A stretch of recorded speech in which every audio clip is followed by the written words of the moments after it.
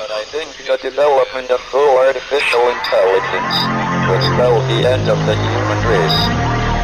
It's a flying object, and we don't know what it is. I would hope somebody is checking it out. It was a rocket or whatever, but incredibly fast, opposite direction.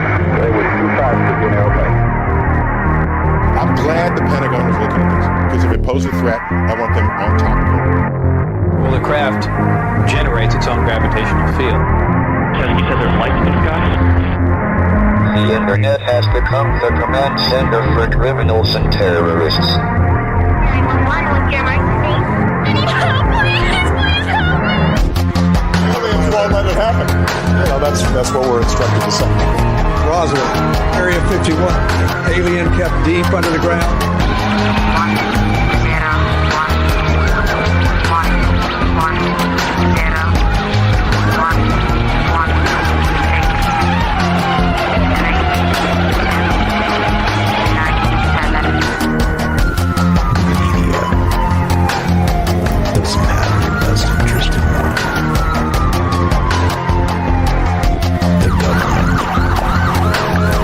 self-serving. You're here for a reason.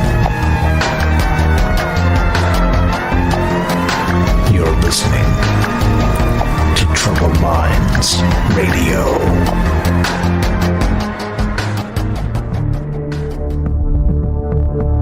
Broadcasting live from a secret bunker just off the extraterrestrial highway. Somewhere in the desert sands outside of Las Vegas. From somewhere in space-time, loosely labeled Generation X on planet Earth.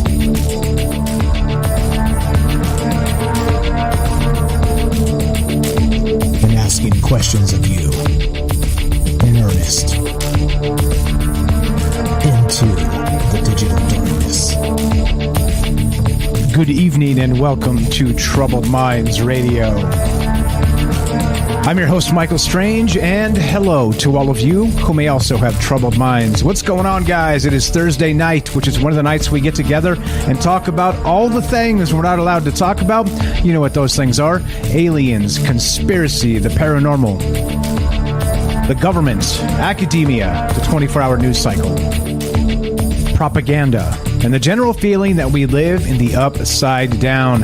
As you know, we do it Monday, Tuesday, Wednesday, Thursday, and we're always live, right? This show's live. This has always been a live show because aren't live shows the most fun?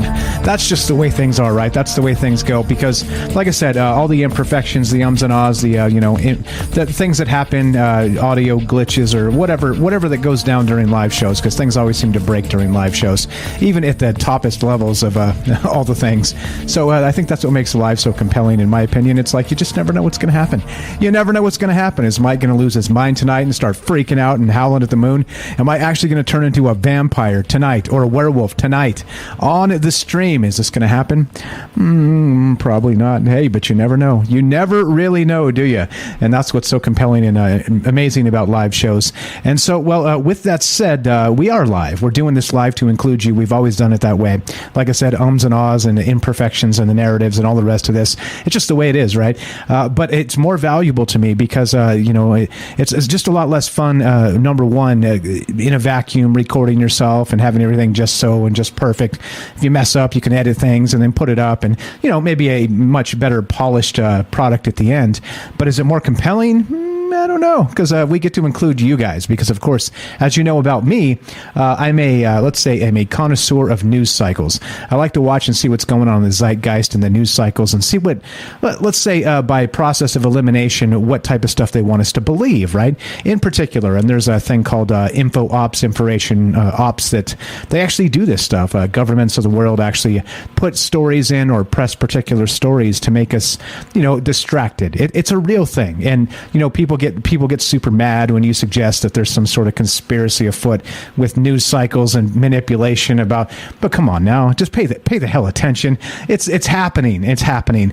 And with that said, too, just be careful about what you believe that you hear on any sort of media, including from myself. By the way, I'm not a journalist. I'm not a scientist. I'm not any of that stuff. I'm a good old fashioned talk show host that likes to talk about amazing things and crazy things too, by the way. But just be careful what you hear and what you believe. Just because somebody said it, don't trust the cult of personality. Don't trust that type of stuff, because things can get super ugly and people can say some really, let's say, misleading things. Okay, so well, there you go. As you know about me, I have zero inside sources. I'm just little old me, and watching the news cycles, trying to pluck things that are interesting and stay ahead of the zeitgeist, which seems to be, well, what we do on a regular basis here. So, like I said, no inside sources for me, no special Federation and Galactic Federation ambassadors, nothing like that. Just I have you. The secret weapon of troubled minds is, of course, you. So if you want to be part of the show tonight, as we discuss some wild stuff, monsters from underground, by the way, because why not? We haven't done something like that in quite some time. And there's wouldn't you believe it, an article in the news cycle discussing this very thing. So we're going to talk about that tonight. If you want to be part of the show, we are streaming on Rockfin, YouTube, DLive, and Twitter. And of course, we're broadcasting live on the Fringe FM. And that's what's going on. You can reach the show at 702-957-1037. That's 702-957-1037. And we'll put you on the show. It's as easy as that. You can also click the Discord link at troubledminds.org. That's the official Discord. And of course, the official website of Troubled Minds is troubledminds.org. You can find all the information there regarding the Troubled Minds shop, or you can go there directly at troubledfans.com. And if you want to support the show, Troubled Minds merch is there as well, troubledfans.com. Anyway, there you go. So Discord, of course, is a chat client. It's a voice client. It's completely free. And there you go. There you go. We can share ideas and communicate over there. So there you go. That's that. Okay. So as we say all that, just one thing real quick as well. We are broadcasting live on the Fringe FM. And what that means is that's digital radio. And what that also means, also, by the way, shout out over in the Discord over there on Fringe Discord.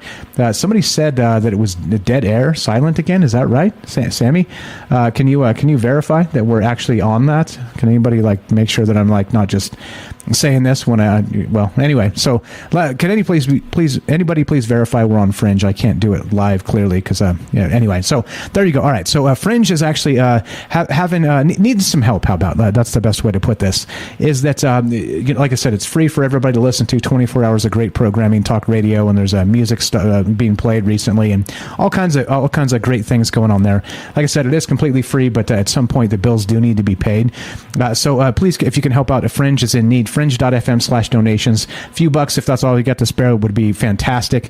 And it does help the world go around as far as Fringe is concerned and all the great programming here. All right, let's go. Let's do it. This is the thing, right? Hey, you want the monsters? I got your monsters right here. Here you go. We got this. This is from, okay, this isn't exactly the most reputable source, but it is worthy of beginning a conversation. So we'll start here. AlienUFOsightings.com. All right. Well, this is where this begins. Okay. I saw this and was like, I posted it in the Discord yesterday and asked a trusted circle of friends, do you think this is too much, guys?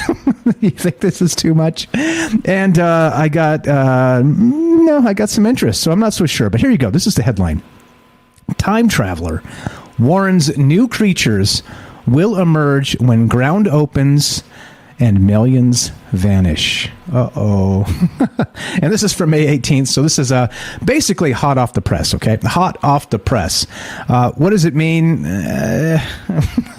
It gave me a little bit of a bellyache at first, to be perfectly honest, because we're talking about TikTok time travelers, and we've talked about TikTok time travelers in the past, and you know what that means. They're, let's say, what's the best way to say this?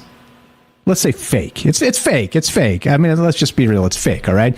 But again, as you know, we do a little bit of conspiracy speculation theater sometimes. So let's just entertain the thought. Let's consider, what if, all right? What if TikTok time travelers are real? What if information they're bringing to us through TikTok is actually from the future? And what if this summer Creatures will emerge when the ground opens and millions of people vanish. Let's consider that. Why not? Because you know what? It may seem ridiculous on its face, but there's some interesting things that sort of correlate with this particular thing in the news cycle currently, which you may be shocked about. So we'll get to that in a little bit. But look, let's read some of this. This is, again, straight from alien-ufo-sightings.com. As always, my sources are linked in the description down below. You can find that if you want to double check me and be like, no way. This Mike guy is totally making this stuff up.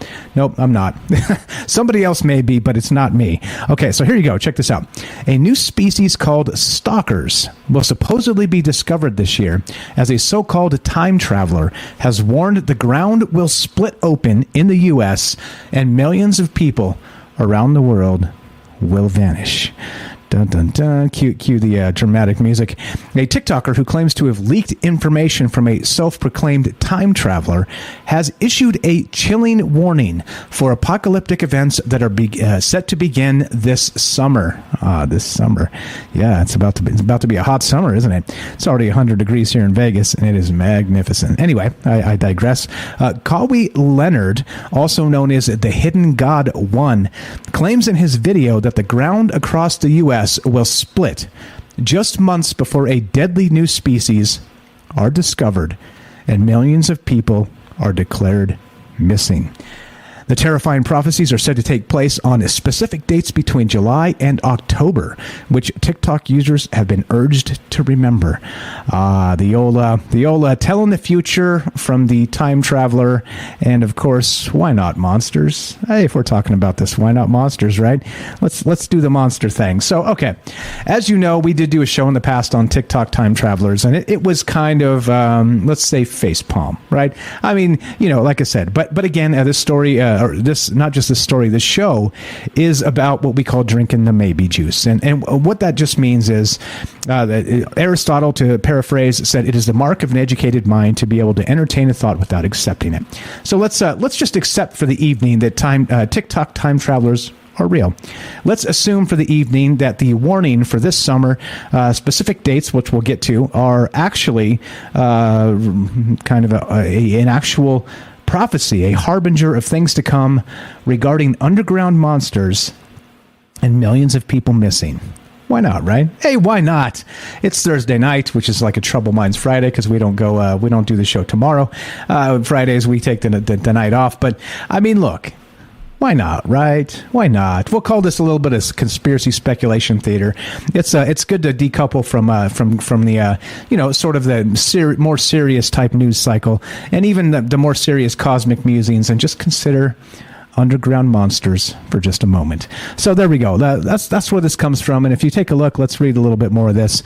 The clip said, "Warning. A leaked document from a time traveler has warned us to remember these dates for 2022. July 14th. The Great Split and America's biggest earthquake."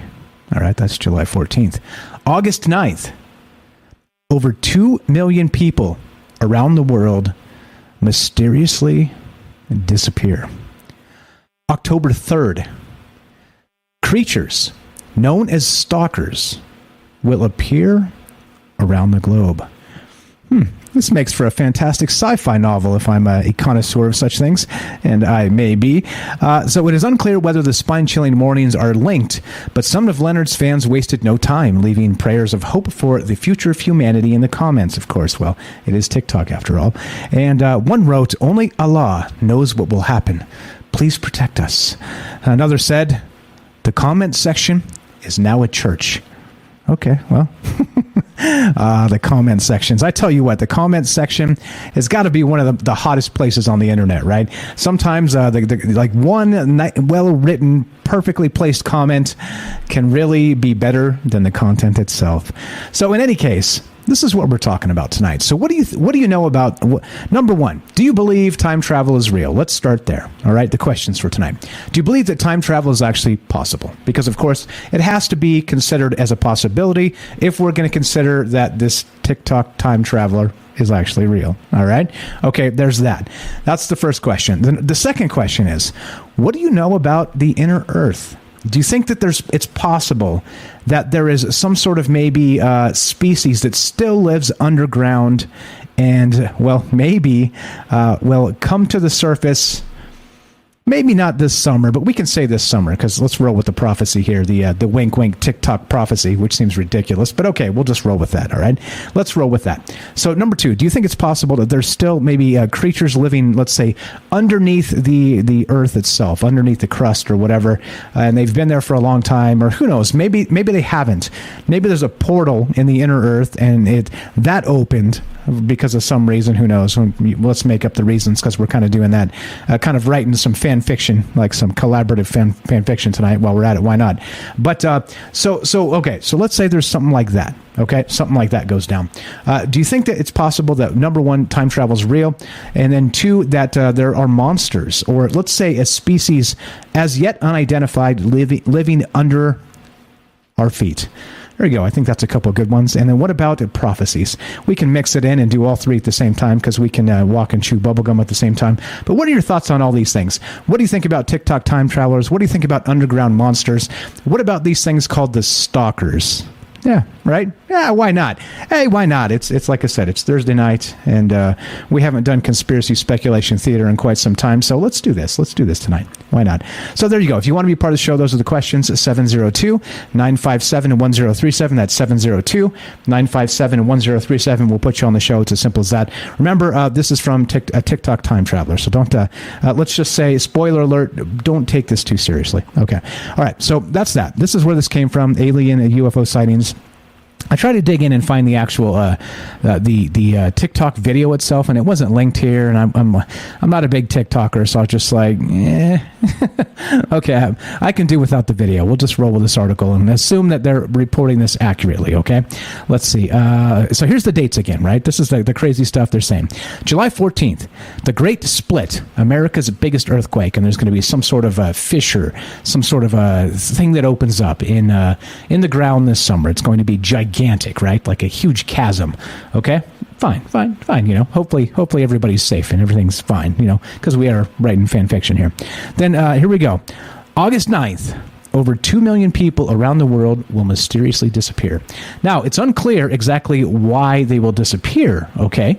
But let's say that if this is the case, then, we've got the rapture sort of situation. Let's throw that in. Maybe like Thanos snapped his finger and like 2 million people just vanished.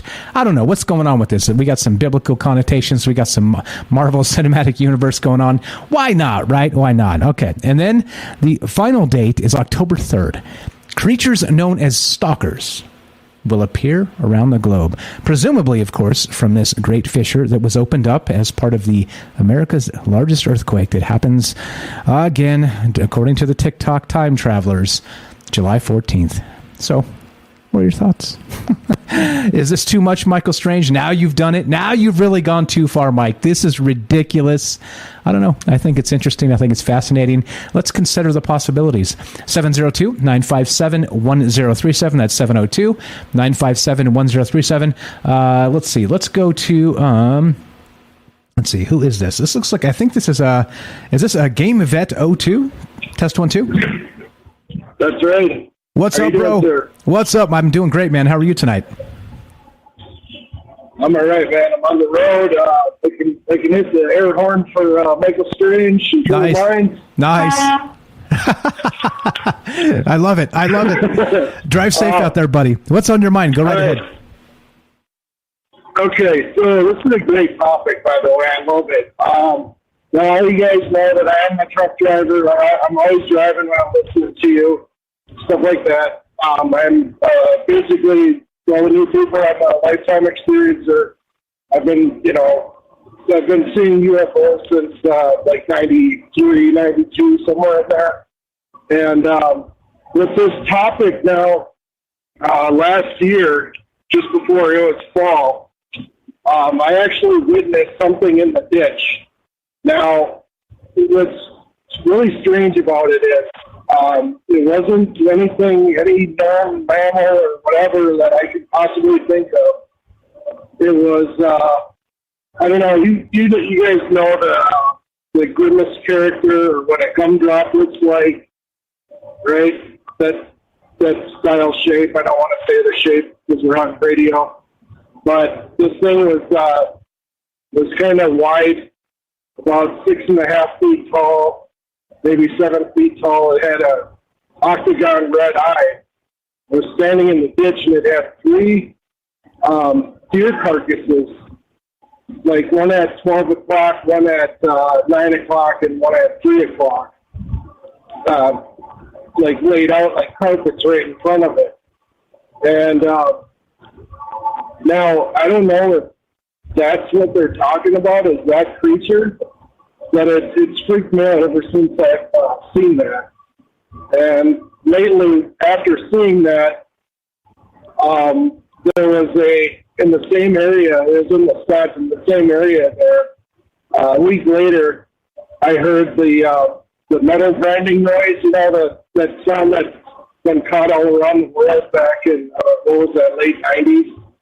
Well, after I saw that creature, I heard that noise. So I don't know if that's got something to do with it at all or not, but, here's the maybe juice part of the whole thing. So when I listen to, once in a while I listen to this other radio show, and they have this other guy, this other experiencer on the show. His name is Keith, and that's all I'm going to say. But I called in and I asked the question, what is that type creature? This guy says that creature, he says it's strange that it's above ground because that creature lives below ground. Uh-oh. Uh-oh. Is this the same thing? Yeah. Are we talking about the same thing here? It might seem like it. Are you saying you found a scouting party for the stalkers, my friend? Maybe. I mean,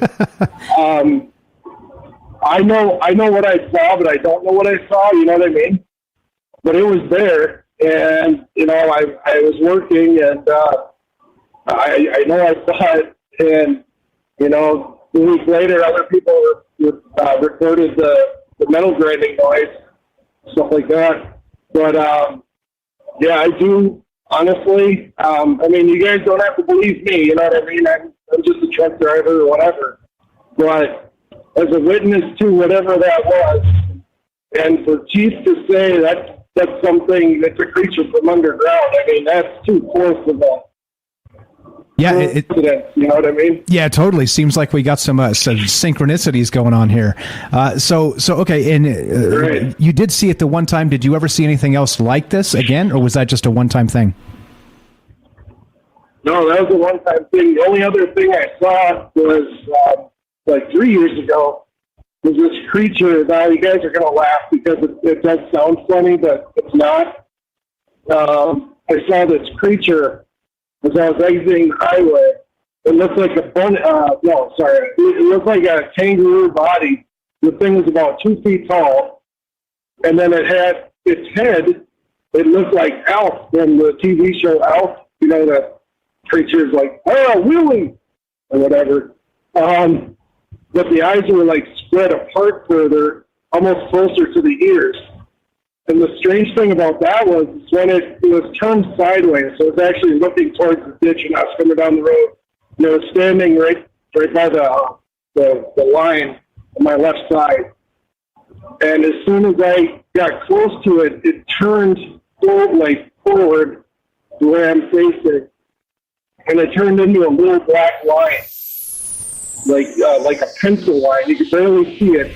And then as I got closer yet to it, it started, like, I didn't see it. It disappeared for a second. All of a sudden, it was on the shoulder. It turned to its side again, so I could see the side of it. And then its head turned at me and almost did it looked like it was hissing at me or something. It was it had its mouth open, kind of like what possums do, when they get too close, they do that. Nice. You yeah. know? Hey, we're out of time, my friend. We got to go. We got to go. We got to take a break. So you're saying maybe. I appreciate the phone call. Sightings on 18 wheels. Be safe out there. Have a fantastic one. We'll talk to you soon, okay? I appreciate the call. Thanks, Bert. Thanks a lot. There you go. Sightings on 18 Wheels. He's got a YouTube channel. Check it out. Links all the way down on the bottom of our YouTube channel. But don't go anywhere. More Troubled Minds on the way. Underground monsters. Millions missing this summer. TikTok time travelers. Is any of this real? Be right back. Don't go anywhere.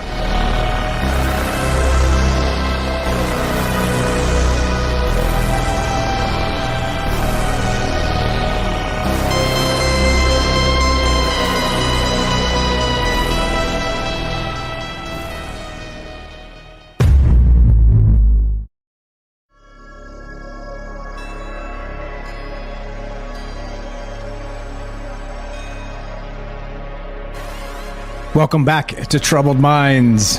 I'm your host, Michael Strange, and we are streaming on Rockfin, YouTube, DLive, and Twitter, and we are broadcasting live on the Fringe FM. Tonight, we're taking your phone calls as we discuss this idea about a prophecy, about a time traveler, about a TikToker that says this summer there will be a giant earthquake and the ground will split asunder.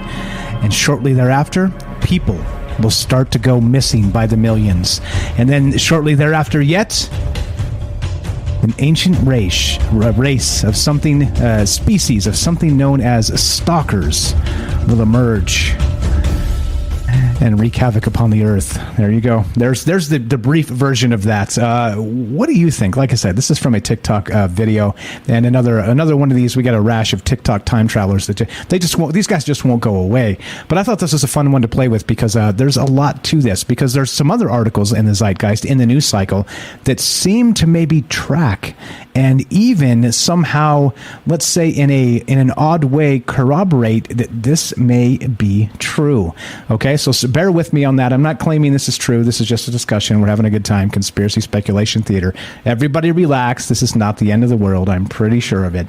But we're taking your phone calls. What do you think about this? Underground monsters, millions missing, a huge earthquake, an ancient race of entities or beasts or who knows, demons or you name it. I don't know what these things could be. Known as stalkers that come from, let's say, under our feet in the center of the earth somewhere. They're going to come out and cause calamity this summer. Love to hear your thoughts at 702-957-1037. That's 702-957-1037. And we'll put you on the show. It's as easy as that. Real quick, too, we're on the Fringe FM digital radio. The Fringe needs some help.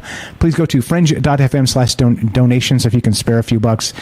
Kick it in the bucket. And like I said, it's always free and for everybody, but eventually somebody's got to pay the bills. So appreciate that if you guys can just spare some good old-fashioned greenbacks for the Fringe.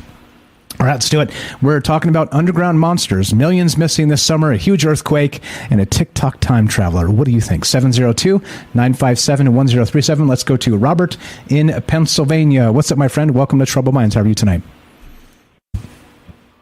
Oh, I'm fine. I would think that if there's any credibility to this guy, and I'm sure most people listening in probably have doubts, but it's the California earthquake, right? That's been predicted, the big one being predicted for decades. It finally hits sometime between July and, September? And, of course, the 200 million people will disappear if that happens. So maybe. So again, it is. So you're talking about the San Andreas Fault in California. I know it very well. I've lived there. They've been talking about the big one since the 1906 earthquake, I believe it was, that burned down a huge portion of San Francisco back in the day. And we have been waiting sort of on tenterhooks timidly for the next big one because we don't know when it's going to hit. But they do say that the San Andreas Fault has taken on a lot of pressure. And of course, that pressure has to be released at some point. So maybe. I think at least in that term, this tracks, right? I think that part makes a little sense. Sure, Las Vegas will be oceanfront property. Yeah, hey, I'm ahead of the game per usual. Ready to go. Mm-hmm. As far as these stalkers, though, that brought to mind something I remember from a long time ago. There was a magazine. It's still, matter of fact, it's still in. Publishes amazing stories, and there was a Richard Shaver who sent this whole book, this whole manuscript, into amazing stories about an underground malevolent race of people called what's called the Dero, D-E-R-O, that he claimed were personally responsible for a lot of the wars and all the bad things that have happened to civilization, in the last few hundred years. I'm going to put a link onto that, about that, because a lot of people don't seem to have forgotten this, but this was a big thing back then. This and the guy that published Amazing Stories, he communicated with this Shaver, and Shaver kept giving him one piece after another for the magazine, and I saved the magazine from bankruptcy, actually. And I just think people might be interested in that story. But I mean, I personally think that there's probably something to it. Although Shaver was probably some kind of had some mental problems, from what I understand. And I'm putting the link up now. Yeah, that would explain what Shaver was talking about. Because certainly, if the ground splits, dramatically like that, it would certainly bring those underground dwellers to the surface, and they are not good people. They are not. They don't like us, and matter of fact, they're cannibals. Matter of fact, it sounds a lot like something from the Time Machine, in the manner of which they lived, because they've been abducted from what the Shaver said back in the late 40s. What he claimed was they actually would abduct people who walked into their caves and take them and cannibalize them. Yeah, I was thinking the same thing when we got started tonight. I'm like, this is very reminiscent of that the Time Machine and the Morlocks, right? That's very, very similar to what this sounds like. Yes, it does. And anyway, that's basically what I called for, to point that out, that there are legends of underground people who don't have a fondness for us ground dwellers, and I can see that happening. It'd be interesting. I'll certainly be paying attention in July, September. I got the date for you, July 14th, 2022. If there's a big earthquake that day, I think we're all going to crap our pants collectively, wouldn't you say? I remember the big earthquake in San Francisco back in, what was that, late 70s, something like that. I think it happened. 1989. That was devastating enough. 1989, okay. Time passes. I was there. I was there. It's a horrible thing. Horrible thing. Yeah, but there was one. There was one before that too. I'm trying, because I have a memory. I was just a teenager then, or something. And there was something that went on there. I was still living at home. Yeah, But if that, you take that San Francisco earthquake, and you stretch it all along the doggone center, straight through the middle of California, you're going to lose them. You're going to lose millions of people. They're going to fall into the crevice, and the crevice is going to open and close and open and close, and and eat those people up. And if there is anything underground, any civilization living underground, it certainly would be living under California or any place else. It certainly would make them cause them to have to come up, take a look around. At the very least, wake them up from the nap, right? Sure. Definitely. I love it. I never did this this Richard Shaver, the Richard Sharp Shaver. You brought this up one time before, and I never got back to this. I keep please remind me. I know you're always very good about giving me great ideas in the Discord, but dump this in there from let's say maybe not immediately, because it'll too similar to this story. But I think we should go back and talk about Richard Sharp Shaver and these ideas about I remember Lemuria. Yeah, Michael, I put a link there. That's to a Wikipedia page. All right, that's where to start. All right, his books are still available. The Shaver books are still available on Amazon. But if you Google Richard Shaver, you'll come up with a million links to that story.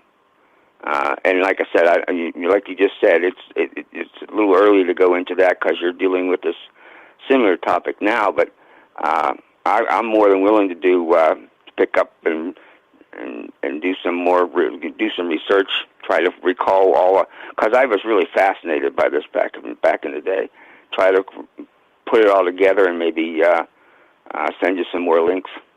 Right on. I would appreciate that very much. Really, that would be a fantastic show about the Dero, all right, and what was going on back there with Amazing Stories and Richard Shaver. I haven't seen anyone, basically anybody that deals with these types of topics in any forum really pay much attention to that or deal with that. That would be a really interesting show for you to do. Okay, we'll definitely put it up. We'll put it on the docket, and I promise you we'll get there one of these days, okay? That's the second time you brought it up, and I completely forgot about it the first time, to be perfectly honest. But last time we did talk in similar terms with the time machine, the Morlocks. You have a lot on your mind. You got all this to do in your personal life and taking care of your dog, and it's easy to forget things. Amen to that. Thank you for understanding. You're the best, brother. What else you got for us tonight? Do you think this is possible that this might happen this summer? Sure, it's possible. Going to happen tomorrow. I mean, California's overdue. We have Yellowstone. That volcano's overdue for a 50,000-year eruption. All kinds of things could happen this year. Right on. I'm with you. Hey, drinking the maybe juice. Let's say maybe. Let's watch for that date, July 14th, and I'll be talking about it then, probably, of course. You're the best, bro. And then again, it could be there are splits over in China. China seems to be under a dark cloud these days. Everything that can go wrong is going wrong over there, and they've certainly had their share of earthquakes. They can get one big one too, and they can lose millions of people. It could be anywhere. But yeah, I think that it's more. It's not. I think it could happen because it's going to happen sooner or later. I think that's true. We've been predicting this. People have been worried about this for as long as I've been alive, and we'll just have to see. But then you have the other side. How many times have you seen somebody gone on Reddit or TikTok and claimed to be a time traveler, and they turned out to be full of it? All right, but they're interesting to follow when they first start, until they're exposed for what as some imposter. But I'd like to see you do a whole show also on I think you did, on the various time travelers that claim to be time travelers on Reddit and things like that. I think you already did a show like that. Yeah, but there's so many more. We'll add that to the list as well. But yeah, there's a ton of people that always claim this stuff, and including the big one, right? The what's the guy's name? Can't remember the guy's name. But yeah, there's like a very, very famous time travel story that has something to do with like some old like the first computer or something like this. I can't remember the guy's name, but yeah, I mean, it's wild to think about. But like I said, until somebody shows me the time travel device, I'm gonna drink a little less maybe juice on it. But it is fun to consider. Yeah, but the fact of the matter is that sooner or later, the technology is going to be there to do that. I mean, it's going to happen. We're going to be able to conquer time. I don't know whether it's going to be 50 years from now or 100 years from now, but sooner or later we're going to be able to. So it just seems to me that since that's an inevitable thing, that it's very likely that we have time travelers walking among us now. It would be difficult to tell if we couldn't find the time travel device. That's for sure. Or That's how kids will in school in the future will go on their field trips. Instead of picking up a book, go or surfing the internet for interesting, to learn about history, they get in the time capsule and they just go back and witness it personally. I think that's probably happening now. That's been going on. I love it. So maybe this isn't too far out there. We're just looking for proof of somebody with actual predictions that actually come true. So we'll keep an eye on July 14th. It's not too far out there at all.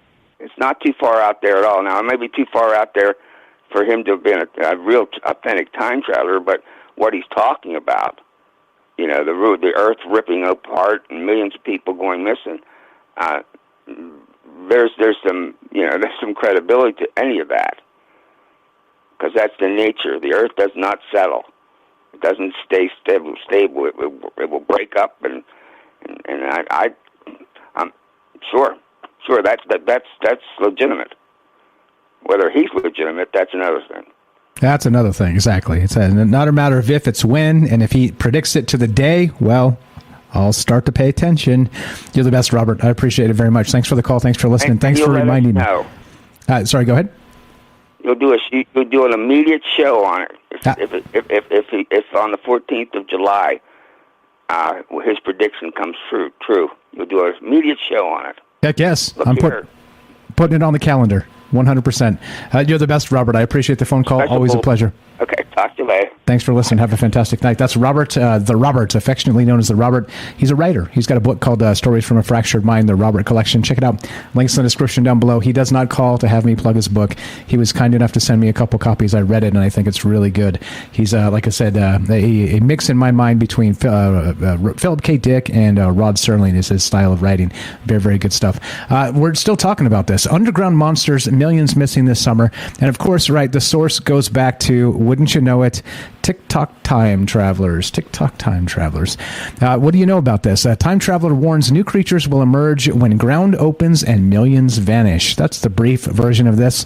Now, there are reasons to suggest, right? We've talked about the inner earth before, Agartha, and maybe there's entities living under there that may be forgotten. We talked about Bigfoot, and we've talked about things like that, right?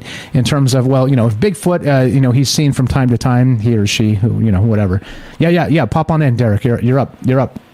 Let's go to Derek in Massachusetts. We're talking time traveler, creatures emerging from the under the ground, millions vanishing. What's going on? Derek the Night Stalker, how are you, my friend?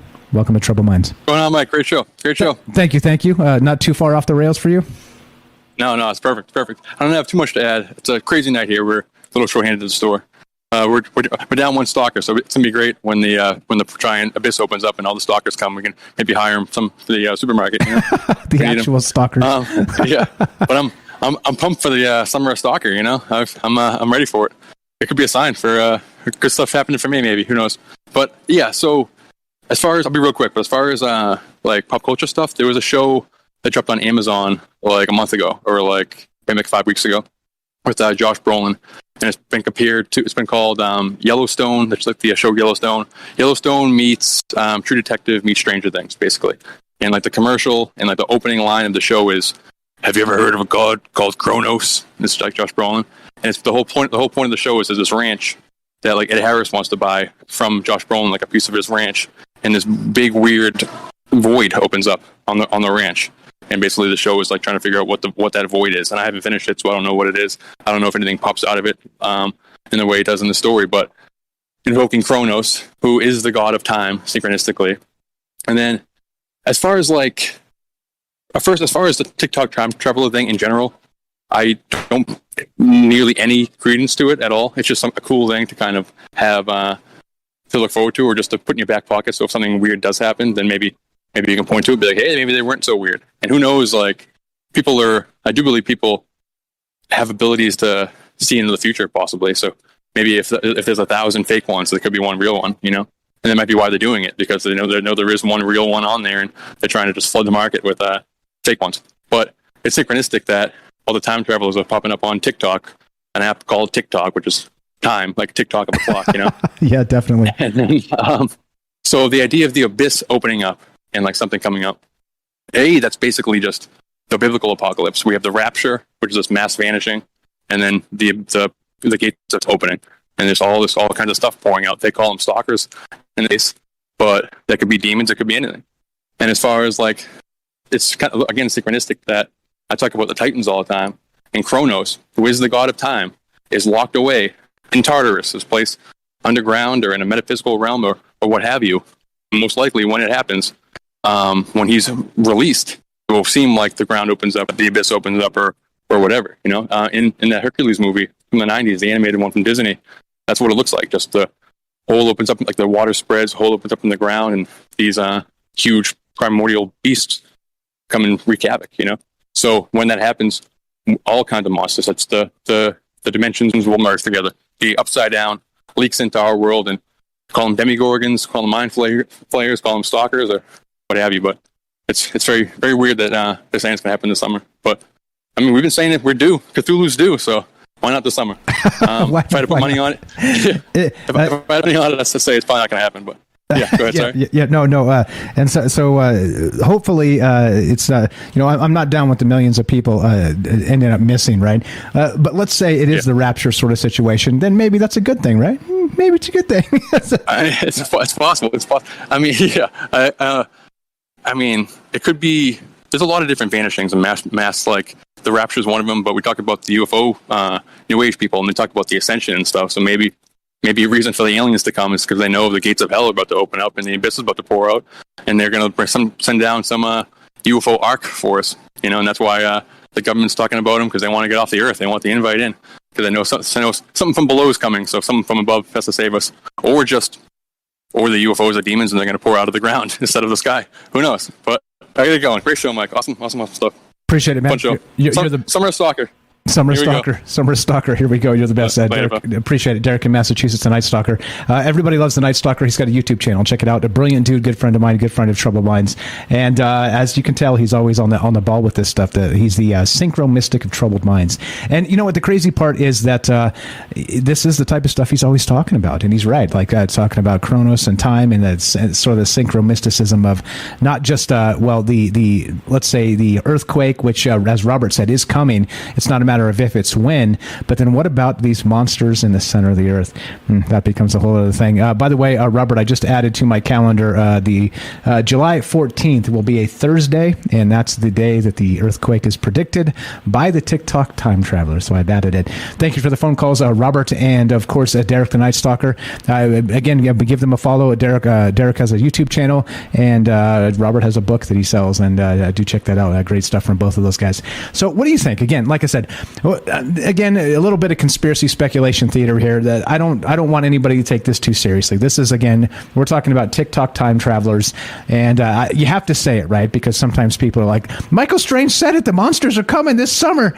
No, I kind of didn't. I said, let's consider maybe if this TikTok time traveler is real, that maybe this might be a thing. So what do you think? I'm not the arbiter of any truth whatsoever, but I do love to hear your theories. What do you think about TikTok time travelers? What do you think about underground monsters? What do you think about earthquakes and, let's say, millions missing this summer? What do you think about predictions in general? I kind of hate them myself. I kind of hate predictions for a number of reasons, right? Because, if people believe them a little too hard, it really sort of removes hope from the situation. And I hate that. I think hope is one of the greatest superpowers of the human population. So I don't like removing hope. So, please don't believe this is a prophecy. It is not. It is a TikTok time traveler. And of course, as we've found out in the past, usually that means it's a bunch of BS. But what are your theories anyway regarding underground monsters, predictions, TikTok time travelers, and all the rest of this? What about Agartha? I'm going to get to some reasons why this may not be so far-fetched. You're listening to Troubled Minds. I am Michael Strange. Don't go anywhere. More underground monsters, predictions, TikTok time travelers, and your phone calls when we return. Be right back.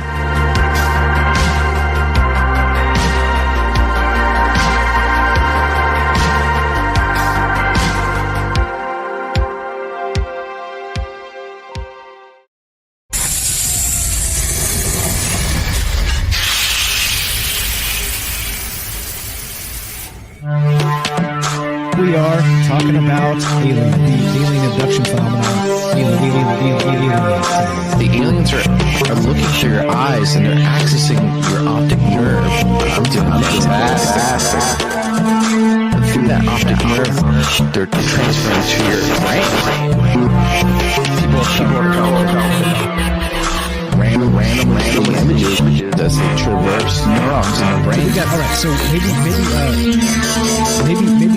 and they also feel them planting or receiving memories or ideas or images.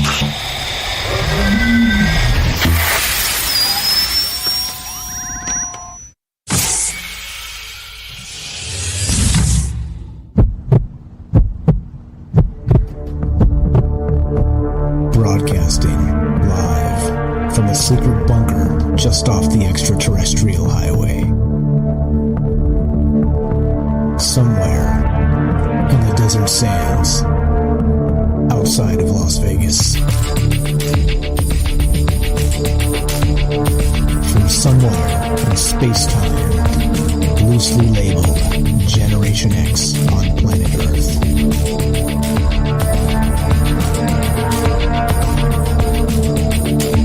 And asking questions of you in earnest into the digital darkness. Yo ho, yo ho. Welcome to Troubled Minds Radio. I'm your host, Michael Strange, and hello to all of you who may also have troubled minds. What's going on, guys? It's Thursday night, which is one of the nights we get together to talk about all the things we're not allowed to talk about. That's Monday, Tuesday, Wednesday, Thursday at 7 p.m. Pacific. What are those things, you may wonder? There's way too much, so I got to sum up. Aliens, conspiracy, the paranormal, the government, academia, the 24-hour news cycle, propaganda, and the general feeling that we live in the upside down. You know what that means? Everybody's seen Stranger Things, right? The upside down. Indeed. Just like Cube said over on Rockfin just a minute ago. Silly Mike, the monsters aren't coming. They're already here. Ha! There you go. That's what living in the upside down means. All right, so as usual, we're doing this live and to include you and take your phone calls. Fantastic calls so far by my good friend, the GameVet02, sightings on 18 wheels, and of course the Robert from Rockfin and Derek the Night Stalker. I appreciate it very much, guys. And we're looking to hear from you as we discuss this idea of, you guessed it, we're talking about, once again, that seems to just keep coming back, the TikTok time travelers. And this time we have an actual, let's say, a prophecy by a TikTok time traveler that goes by the name, let's do this. Let's go straight to the article here. Links in the description down below if you want to check it out. I'm not totally making this up. The guy's name is Kawi Leonard, known as the Hidden God 1 on TikTok. Well, because of course, right? Why not, right? But he says this.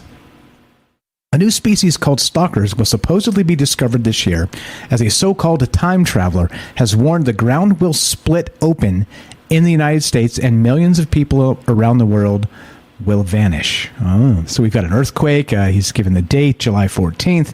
And then he's given the date, there you go, July 14th, the Great Split, America's biggest earthquake. Then he's got August 9th, over 2 million people around the world will mysteriously disappear. And then he's got October 3rd, creatures known as stalkers will appear around the globe. There you go. Well, I got July 14th on my calendar, and if this happens, you better believe we'll be the first ones talking about it. But again, like I said, I do not believe in, I just don't believe in this stuff. I don't personally. But again, right, I think this is the interesting thing about belief, right? Belief is one of those fantastic things that it kind of doesn't matter what you believe, does it? I mean, it does on a personal basis, but the universe kind of doesn't give a crap about what you believe. The universe is going to do what the universe does, regardless of what you believe. So there's that. All right, there's that. So it is a curious thing, and so it doesn't really matter what I believe, but it doesn't matter what you believe, because that's what this is about. We do this live to include you. We're streaming on Rockfin, YouTube, D Live, and Twitter, and of course we're broadcasting live on the Fringe FM. We're taking your phone calls. Love to hear your thoughts on this. What do you think about monsters from underground? What do you think about a giant earthquake predicted for July 14th? What about millions of people missing? They're not dead. I think it's kind of unclear regarding the TikTok, let's say, prophecy. All right, I think it's unclear if it's not people dead, just missing, sort of like Thanos style from the MCU and the Infinity War. You snap your fingers and just 2 million people are gone. Sort of like the Rapture, like Derek was talking about. A little bit like that. I think that's what we're talking about here, right? So maybe we got some biblical, interesting, let's say, threads in this. And I don't know. Like I said, I'm not taking this very seriously, and nor should you, to be perfectly honest, in my opinion. But I'm just one guy. What do I know?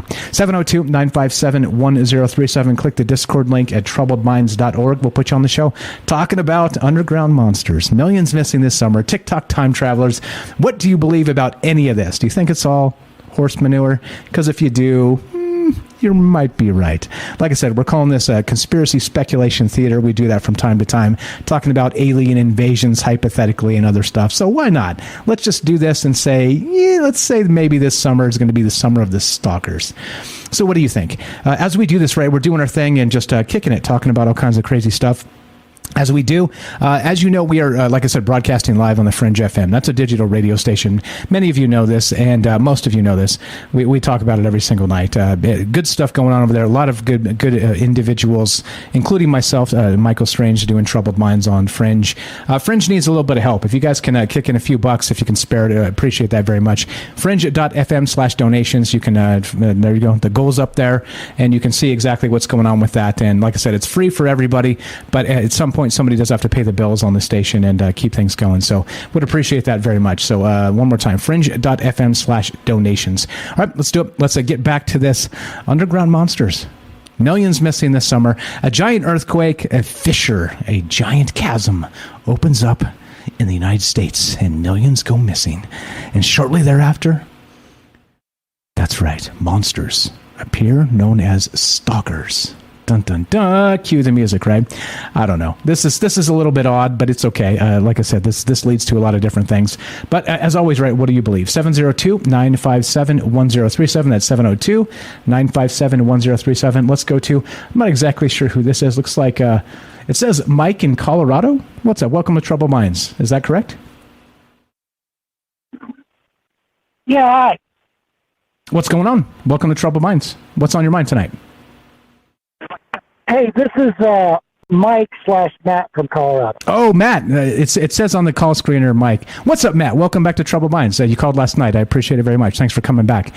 What's your thought on this? Right. Underground monsters. So what's going on? Mike, because last night you called me Mike 3 times, so I said Mike from Colorado. Oh, gotcha. You're all right. Hey, all right, Matt from Colorado. Let's get your name right. I have a hard enough time with names myself. Let's not mess with me.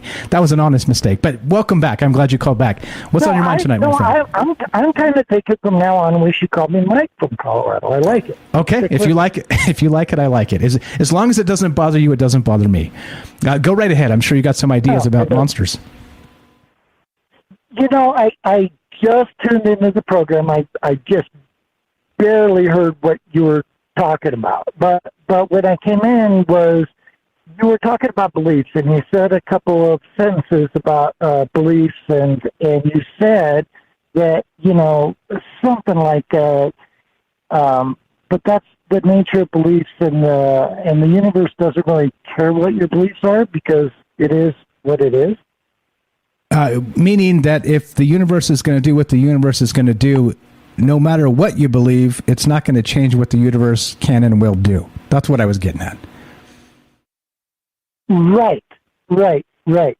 Okay. Wrap my head around that for a second, but yeah, and I think that's a general principle about beliefs, and that people. I don't mean to be sarcastic or funny, but it kind of is. People believe their beliefs. You know what I'm saying? They believe their beliefs are true or truth or reality or going to become reality.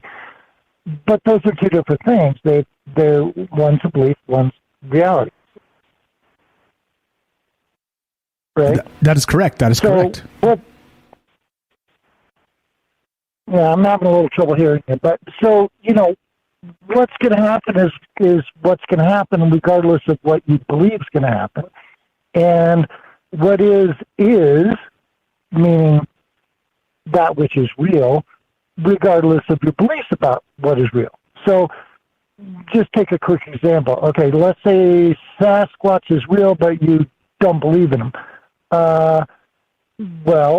Sasquatch is still real. Or let's say Sasquatch is not real, but you do believe in him. Well, you believing in Sasquatch doesn't make Sasquatch real. So your beliefs are really irrelevant. Whatever. Mostly irrelevant, right? Mostly irrelevant. Mostly irrelevant. And so the next step up, we were talking about knowledge and wisdom a little bit last night. I mentioned knowledge and wisdom. You remember I said knowledge is my best friend, wisdom is my lover. And knowledge is a little different than beliefs, okay? So knowledge is from knowing. So things that can be known, they are true if they're known and they are commensurate with reality. That is, they agree with what's actually real, with what's actually true. And that's a very distinct thing from belief. The trouble is, right, Mark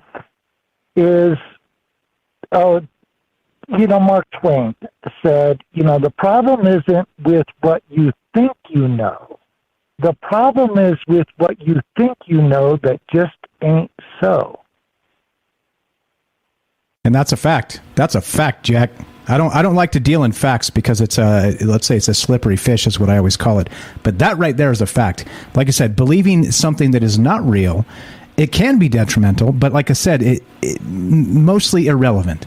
And that's why I think it's important just to have conversations in this sense of, well, let's just toss all that aside, be agnostic, non-denominational in all ways, and just talk about the possibilities. And that, to me, is, well, how we have a conversation. But yeah, you're spot on. You're spot on with a lot of this. You're picking up what I'm putting down, my friend. Yeah, and that's the way to keep an open mind. And an open mind's a good thing. And I can't remember who said it, but don't let your mind be so open that your brains fall out. But what we were just talking about was, it reminds me of a quote I put in my book that I mentioned last night. But anyways, and it's Soren Kierkegaard, the philosopher. And Kierkegaard said, there's two ways to be fooled. And the first one is to believe something that is not true. And the second way is to refuse to believe something that is true. Yeah, and both don't track. Both cause problems, don't they? Right. So both lead to confusion. And so, and beliefs can be confusing because you don't know whether they're tracking with truth and reality or they're not tracking with it, but you're convinced it does in your mind, and this comes from ego. And you mentioned how your ego didn't like the idea of the simulation last night, but so your ego likes to think it's right. It wants to think it's right. It has to think it's right. And the reason it does, I think, is because that's the part of the brain that goes back to like caveman days that it needs to figure out, if I climb up that hill and go over the next valley to find deer and fish, there better be deer and fish there, or I'm going to starve to death. It's survival reasons. So there's a lot of decision making and actions and things that we don't know. We make our best assessments of, and then maybe we kind of have to do a leap of faith and belief. And so I think that comes from sort of our caveman brain, which is really from the ego level, that says, I want to be right. The ego always wants to be right. And that's why the ego believes that everything it believes is right and true. Correct. And you know what I think it's just part of like a survival mechanism in terms of you can't go around sort of disbelieving your own reality because then what are you? So I think the ego is sort of that in my opinion, sort of a blocker of, you have to believe that the next step you take, you're not going to fall into a portal and end up in Tartarus, right? So like the next step you take, you have to be confident that the reality of the ground is still there. And so you have to assume you're right. And I think the ego is necessary in that regard. Otherwise, well, things would be a huge mess. And it would be a lot more like the Marvel Cinematic Universe than actual reality if that stuff like that was happening, right? Right. And I totally agree with you, and I'm tracking exactly what you're saying. And there's an analogy I came up with that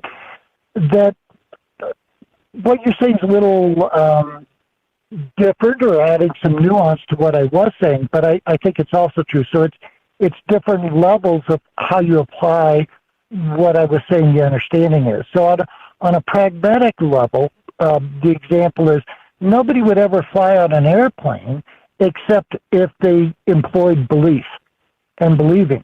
Because if you didn't believe that airplane was going to depart from that airport, was going to be there and was going to take you to the place, then you would never get in your car and drive to the airport. Okay, so you have to take like a little leap of faith. Yeah, there's going to be a plane there. I can't see the airport. The plane could be delayed. My flight could be canceled. But I got to believe it for like practical reasons. So, the believing has very practical reasons.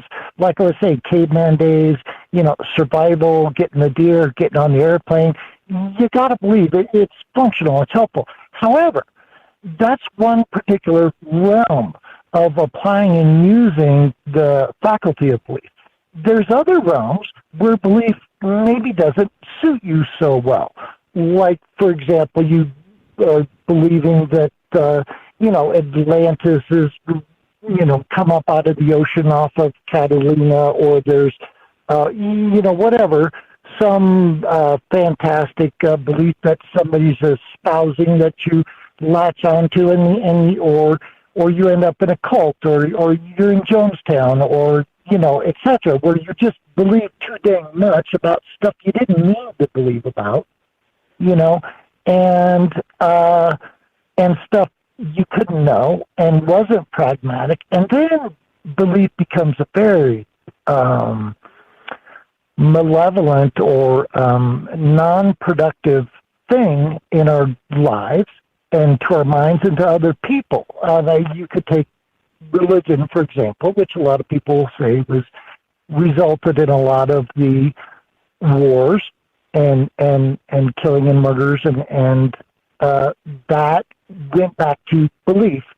But it was the type of belief I'm talking about that maybe wasn't a necessary type of thing we needed to believe in, right? Like getting on the airplane or getting the deer. Yeah, for sure. Yeah. And so let's bring this all the way back around. We got callers behind you we got to get to as well. But so regarding underground monsters, what is your belief on underground monsters? Do you think this is just a fictional nonsense, or do you think maybe there's something that tracks here? Well, like I said, I didn't catch the first part of the program. There's some things I heard about, like, maybe, and this is a long time ago, about reptilians and things like that live in the caves or the inner earth or things like that. And I think that, there's definitely room to keep an open mind for that sort of stuff. I don't think that humans are the only type of intelligent life forms. And there does seem to be a lot of cryptids and monster type things going on, and even it seems more like recently that there's some people that think that perhaps there's something like interdimensional portals where these things are coming through or manifesting, or maybe we're creating them, that type of thing. So I think there's room for an open mind on that, for sure. Fantastic. Real quick, the quote you said there, make sure you keep an open mind, but not so open that your mind falls out, is attributed to Art Bell. But somebody said it before him as well. I can't remember who. But definitely. You remember last night I told you I'd listened to Art Bell, start 30 years ago. So, correct. Yep. That's probably where I got it from. There it is. Real quick, so we got to go. Like I said, can you please tell us about your book real fast? And if you can, send me a link to that, and I'll put it in the chat and everything for everybody. But tell us about your book real quick. I appreciate you calling in. Thanks for listening. You're the best, bro. Yeah, okay, so the book's available on Amazon. The title of the book is Escape the Matrix and Explore Reality, A Guide to Radical Transformation. And I had the thought today, after I was on last night, and you let me plug your book, I would love to give you and all your listeners a free copy of my book. I can't do that right now as we speak, but the next time I call in, I've got a site that it's available on, Smashwords, that I can create coupons and give it away to you and your listeners for free. So I would love to do that. That is fantastic. And all the people that enjoy your show. Let's do it. Absolutely. Go ahead. So the next time we visit, I'll get that set up, and the next time we visit, I'll give you and your listeners a coupon code to where they can get on Smashwords and get my book for free. Fantastic. I appreciate it. Now, look, before you go, we have to correct something. I'm going to call you Matt. And this is the problem here, because we actually have a Mike in Colorado that calls into the show. So I don't want two Mikes from Colorado just to be cute. And that's why I called you that last night. So sorry, we're going to call it. We're not being cheeky. We're not being cute. Matt from Colorado. I appreciate the phone call. You're the best. Look forward to speaking with you in the future. Have a fantastic night. Thanks for listening. Thanks for calling. Okay, thanks. Have a great one. There you go. There you go. Matt's gonna provide free copies of his book to all. And there you go. Hey, making friends on a nightly basis. Looking forward to that. I'm asking because I wanted to check it out, but he's like, let's give you free copies and for you and everybody listening. So appreciate that. So there you go. Something to look forward to for next time he calls. Look, this is what it's about. It's about getting together and talking about things. And I did like it was a tangent on the show. It's sort of that idea of belief, but it is important here because we're talking about monsters. We're talking about monsters that live underground. Right? We're talking about time travelers. We're talking about, prophecies and predictions. So, right, regarding all those things and the universe the way it is, like I was saying, and like Matt was saying, it doesn't matter what you believe. The things are what they are, right? And so there are reasons for that, the ego, and it's all fascinating as hell to me. But I think, like I said, it's part of drinking the maybe juice and getting together and talking. I see you there, Kelly. Hang tight. I didn't want to cut you short, so hang tight till the next segment, and we'll get you on as soon, and we'll give you as long as you need, okay? But we're just doing our thing. We're talking about underground monsters, millions missing this summer. This is, of course, is for me. You got it, a TikTok time traveler. TikTok, I hate to say, punch myself in the face, a TikTok time traveler. And you know what I think about TikTok time travelers in general. But if they're real, well, then I'm the moron, right? So let's consider the possibility. As I say, conspiracy, speculation, theory. But it goes a little something like this, right? Just real fast. July 14th is predicted the Great Split, America's biggest earthquake. A huge fissure will open up, a huge chasm in America itself. And then August 9th, over 2 million people around the world will mysteriously disappear. And then October 3rd, creatures known as stalkers will appear around the globe. And there you go. There's your TikTok predictions from the time traveler, as it were. But what do you think? What is your thought on this? Does this make any sense or otherwise? Love to hear your thoughts. 702-957-1037. That's 702-957-1037. And like I said, belief's a funny thing. It's an interesting thing to kind of interject into this, but it is fun. It is fits. And what are your thoughts? Underground monsters, millions missing, TikTok time travelers. 702-957-1037. That's 702-957-1037. This is Troubled Minds. I'm Michael Strange. Don't go anywhere. More of all this and your phone calls and Kelly in Colorado when we return. Be right back.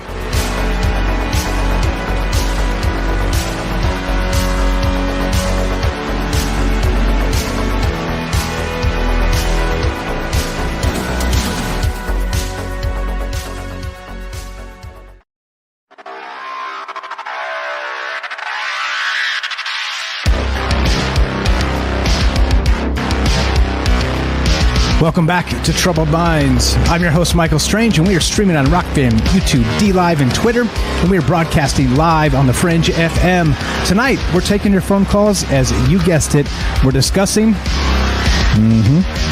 underground monsters, millions missing this summer, TikTok time travelers, and eerie predictions. What do you believe about this? Is it all horse pucky? And I'm leaning that way myself. But again, the funny thing about belief is the universe will do what it wants to do, like I said. It doesn't give a damn about what we believe, but I still want to hear what you believe. 702-957-1037. That's 702-957-1037. We'll put you on the show. It's as easy as that. One thing real quick, the Fringe FM needs your help. Like I said, it's free for everybody 24 hours a day. Great programming happening over there. Digital radio. Need a little bit of help. Fringe.fm/donations if you could spare a little bit. Appreciate that so much. Let's go to Kelly in Colorado. What's up, brother? Welcome to Trouble Minds. Thanks for being patient. Are you there? Test 1, 2. Yeah, hello. Can you hear me? Loud and clear, bro. You sound fantastic. How's everything going with you? Good, man. Just chilling out, and I want to add some stuff to the show, you know? Sure, of course. Yeah, you know where to find us. You're in the right place. What about TikTok time travelers? What about underground monsters and all the rest of this? What are your thoughts? TikTok time travelers. Let's go with that first. Sure. I don't know, man. Like, 'cause some of these guys that you know come out and say they're time travelers. I mean, I'm not saying that they're not. I mean, anything could, you know, is a possibility. But and let's say they did. You know, the thing about it is you know, they could have went and seen a different reality. You know, there's you know, if it's like the string theory, there's millions of different, you know, directions we could go. So who knows what they're seeing? You know what I mean? Like I said, it could be a different reality from what's actually going to happen with this reality. You know, so not putting past them or anything like that, because you know we've had stuff like that. You know, that's been documented, like, for instance, Al Billick, you know, he was part of that, you know, in, like, the Montauk Project. Some of those, you know, some of that stuff, though, is pretty interesting. Some of the stuff he talked about, I know people get a chance to check him out. But, yeah, I mean, people have been talking about doing time traveling, you know, all the time. Or, like, people just pop up out of nowhere, you know, like I think it was in New York or Chicago. He got hit in the middle of the road. He popped up out of nowhere, got hit by a car. He looked like he was just, you know, like but when in his clothes, his style of clothes, the things they found in his pockets, it would seem to be like he came from like the horse and buggy time, you know. That's why he was looking like he was just walking around kind of confused. There's the story about that guy. And as for like, underground, let's say underground creatures or something, you know, you have the stories of like, you know, those underground bases under New Mexico, right, under the Jicarilla Indian Reservation. That's a Apache reservation up in northern New Mexico. And then you have there was that guy that claimed that I don't know if you remember this story. He claims that there was a underground alien base under LA, and this was like in I think 20s or 30s, and they were digging. They never did find any like cave even like a cave system or anything like that. But you know, they dug a few different times. Nothing really come up about that. You know, but you have all those weird ones in Europe. You know, even some of them are like got like bones in them, you know, the whole walls and everything else are made in bones. And then you also have Darren Kuyu, which seems to be people like running for something, you know, and they had those big round rocks that could lock it. And the only way you can unlock it is from the inside. And it was Darren Kuyu and then, you know, in northern Turkey up there. So I don't know, man, you got some weird stuff that could, you know, kind of concludes that some stuff that's may have happened on the earth. We don't know. You know, some people say it was a deluge, but even if you had water, I don't know, the water would seep through something like that. It was like they were hiding from something. You know, You're right. Go ahead. I'm just gonna say that, you know, I kind of like, you know, you got deep stuff too. Like here in the United States, they got like those deep salt mines. You know, like maybe in Missouri, I think, or Michigan, those big old cold storage things for the government. they're like deep underground. If you can go on YouTube and check that out, they got semi drivers that drive down in through there. So who knows? Even like with the Al Billick, though, his story. And his story, that he claimed that like the United States had the earthquake that was like in the Mississippi area. Yes, California dropped off, but there's a fault line that runs up through the Mississippi. It's supposed to actually widen it, kind of like split the United States in half, all the way down to the Gulf Coast. So that there's that one. There's all kinds of them. But I mean, what's interesting to me, like even the Great Wall of China, I know that was, there's purpose for that. Some people say, but who knows, man? Some of those parts of those walls are pretty huge. I don't know what they're fighting or trying to keep back, but that it's a massive. Who knows what's going to be crawling if something opens, a crack opens up, and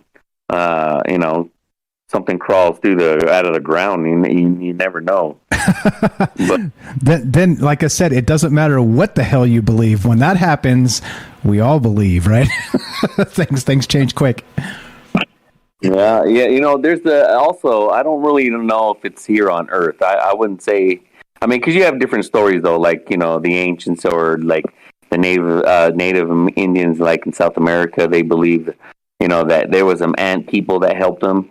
I think actually that was in the Hopis, right? They said they call them the ant people that helped them out, right? And they took them underground or something like that.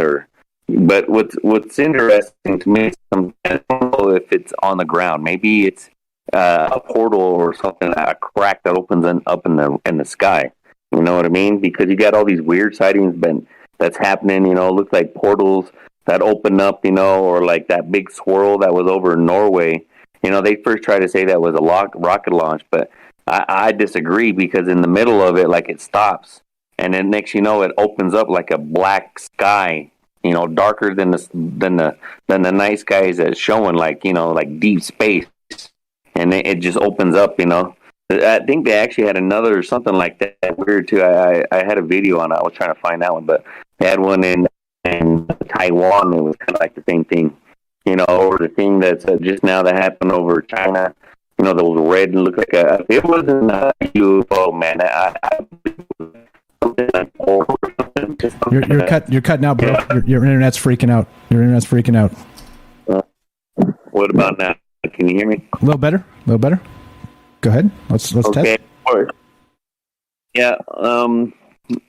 Let's see. Or like someone kind of mentioned earlier, it was like those trumpets, or those weird moans or booms in the sky.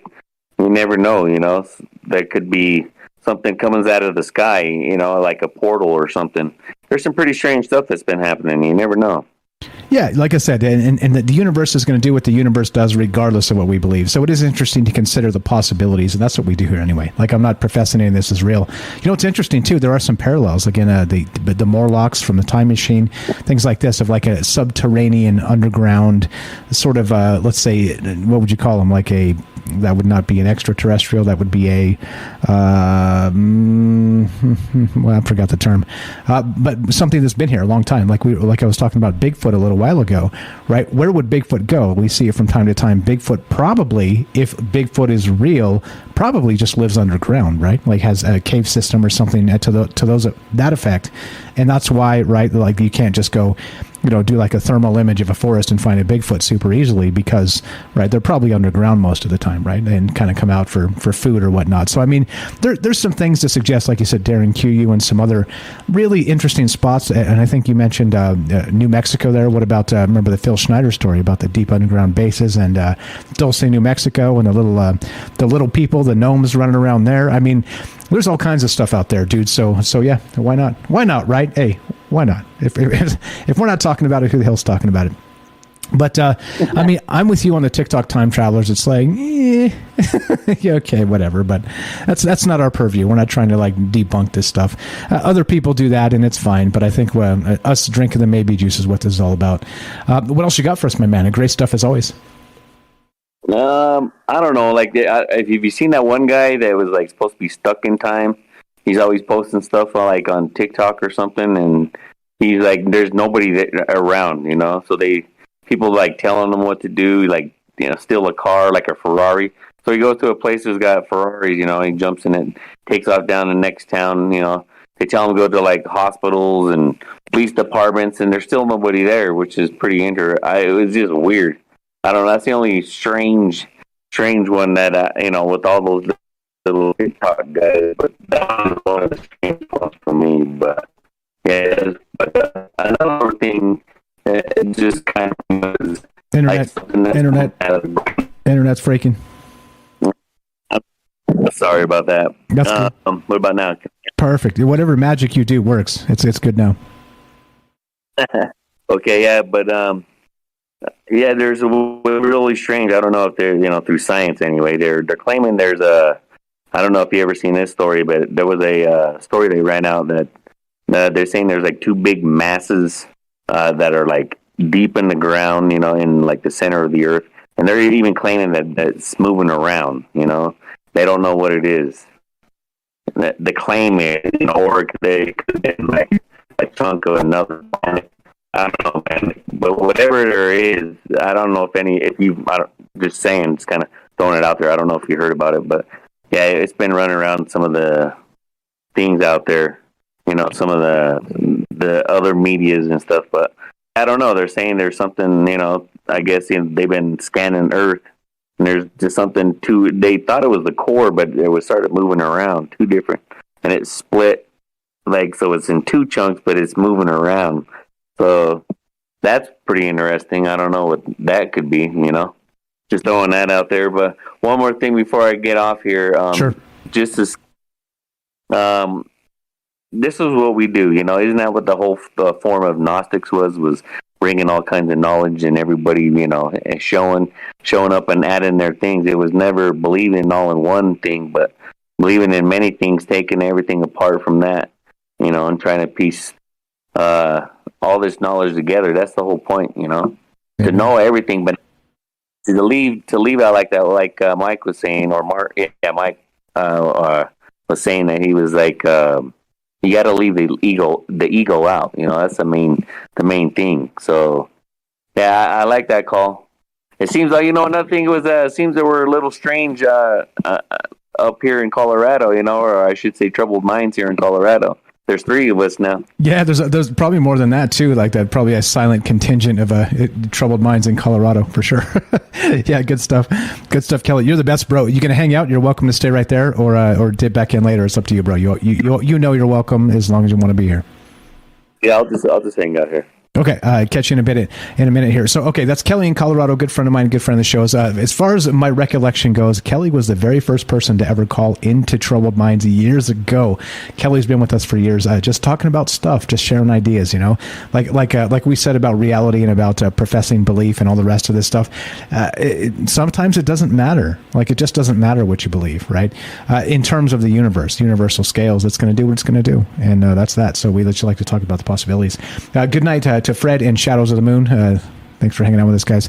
All right, look, now I told you there's going to be possibly some like basis for this. All right, we started with TikTok time travelers. I promised you. Check this out. Underground monsters, millions missing this summer, coming from, let's say, well, that's right, the underground. Look at this. You'll never believe this. This one goes out to APOC, who actually shared this on Twitter. I found this on her. She's very prolific in sharing some pretty amazing stuff on Twitter. But check this out. This is nuts. This is from ancientorigins.com, or .net, sorry, ancient-origins.net. Yeah, wouldn't you know it? A lost primeval world has been found in a giant South China sinkhole. Yeah. Chinese explorers have discovered a lost world in an exceptionally deep and large sinkhole in South China. And in this ancient subterranean space, they expect to find flora and fauna unknown to science. Uh-oh. A cenote is a natural pit. Is cenote, C-E-N-O-T-E, I don't know how to say it, or sinkhole caused by bedrock collapsing in karst terrain that exposes groundwater channels. When we read the word cenote, it's normally followed up with a story about Aztec or Maya bodies and artifacts. That's because, okay, blah, blah, blah. Anyway, let's, here we go. Let's see, blah, blah, blah, blah, exploring the worlds. Okay, so this goes on to a whole bunch of other things, but it's interesting to note, this is again from May 19th. This is brand spanking new, right? A lost lost primeval world has been found in a giant South China sinkhole, and they expect to find flora and fauna unknown to science. Right? Flora and fauna unknown to... You know what that means? Well, I don't know. Does that mean what we've been talking about? Underground monsters and millions missing this summer? It seems like, right, like when you're looking at news cycles, I found this one late, like I was kind of cruising through my links, because I collect everything that's interesting, right? And I put it kind of in this bank, this like data bank or whatever, right? This just, I actually have my own private channel on Discord. I just put everything there. And when I go back and I find something interesting, I see if there's anything else related, and that's how I make these shows. It's not some like mad scientist in a lab sort of thing. It's just I'm like, oh, that kind of correlates to that, and that sort of works with that. And holy smokes, suddenly we have TikTok time travelers, underground monsters, right? Where we started some bizarre prophecies in an earthquake, but now suddenly we've got this. Yeah, you guessed it. A lost primeval world has been found in a giant South China sinkhole, and they expect to find, you got it, flora and fauna unknown to science. That would be animals and plants unknown to science. All right, now you want to get even more weird, right? I promised you more, right? Check this out. It gets even more weird, and this is that's right. Big think this week, May 13th. Check this out. Was there an intelligent civilization before humans existed? And they're not talking about like people before humans. They're talking about some sort of monster, some sort of intelligent dinosaur millions of years ago, right? I mean, this gets wild. All within a week of each other, we have all these things, right? And it's like, wait, what? And this is what I'm saying when you talk about again. Shout out to Night Stalker and the synchro mysticism and that bit. It's like, wait, is this really what's going on here? Because it seems like, we'll talk about this as we go. You guys know we do a third hour of Troubled Minds off the radio. But look, we'll get to this. But okay, like, you see what I'm saying? This tracks, and it gets a little scary. First, we got the TikTok time travelers. A time traveler warns new creatures will emerge when ground opens and millions vanish. All right, there we go. Then we got this. We got a lost primeval world has been found in a giant South China sinkhole. They expect to find flora and fauna unknown to science. Then we have this. That's right, from Big Think, May 13th. Was there an intelligent civilization before humans existed? And they're talking about, what, like the Slee Stack from Land of the Lost. You guys remember that show? I'm going to just say WTF is going on around here. Seems suspicious. Got a few minutes left if you want to squeak in. 702-957-1037. Let's go to Joseph in Iowa. What's up, brother? Welcome to Troubled Minds. How are you tonight? Hey, I'm all right. So I was thinking, like, I called in, I think about like AI. Like, what if there's like art? We're trying to make like a nano particle that can like reproduce and all this stuff. Maybe that's what we unfreeze or like is like, or undig, or at least if it's in China, that automatically like raises an alarm to me that they're just gonna like say they found it, but like low key they just like reproduced it or something. Right. So, check this out. Let's go full conspiratorial here. Let's say that the sinkhole they found in China is not actually a natural sinkhole, but it's a man-made sinkhole that they created that actually connects to their underground laboratory where they've been making man-bear pigs, and they're going to release them into the wild and say that it was a natural thing. How about that? You want to go full conspiratorial? How about that, my friend? That's, I mean, why not? They recreated Disney World. Why not? So why not? Well, yeah. Yeah. I was a little bit shocked at that. I was also thinking. Go ahead. What was that? No, go ahead. I was also thinking, because you're talking about belief a lot. So belief, I figured out like a long time ago, it's really strong. Like I put in the chat, I was given a bottle. It was like a 120-year-old bottle. And the person who gave it to me really believed that something in it was like powerful, like it was almost like multiple things. And this bottle was just creepy, dude. It has, I counted like 12 different like faces, like clearly faces. Like I could send it in Discord. Like they're like, it's a medical bottle that was found in the river, but like just the way like if you start talking about stuff like that, like it's very powerful.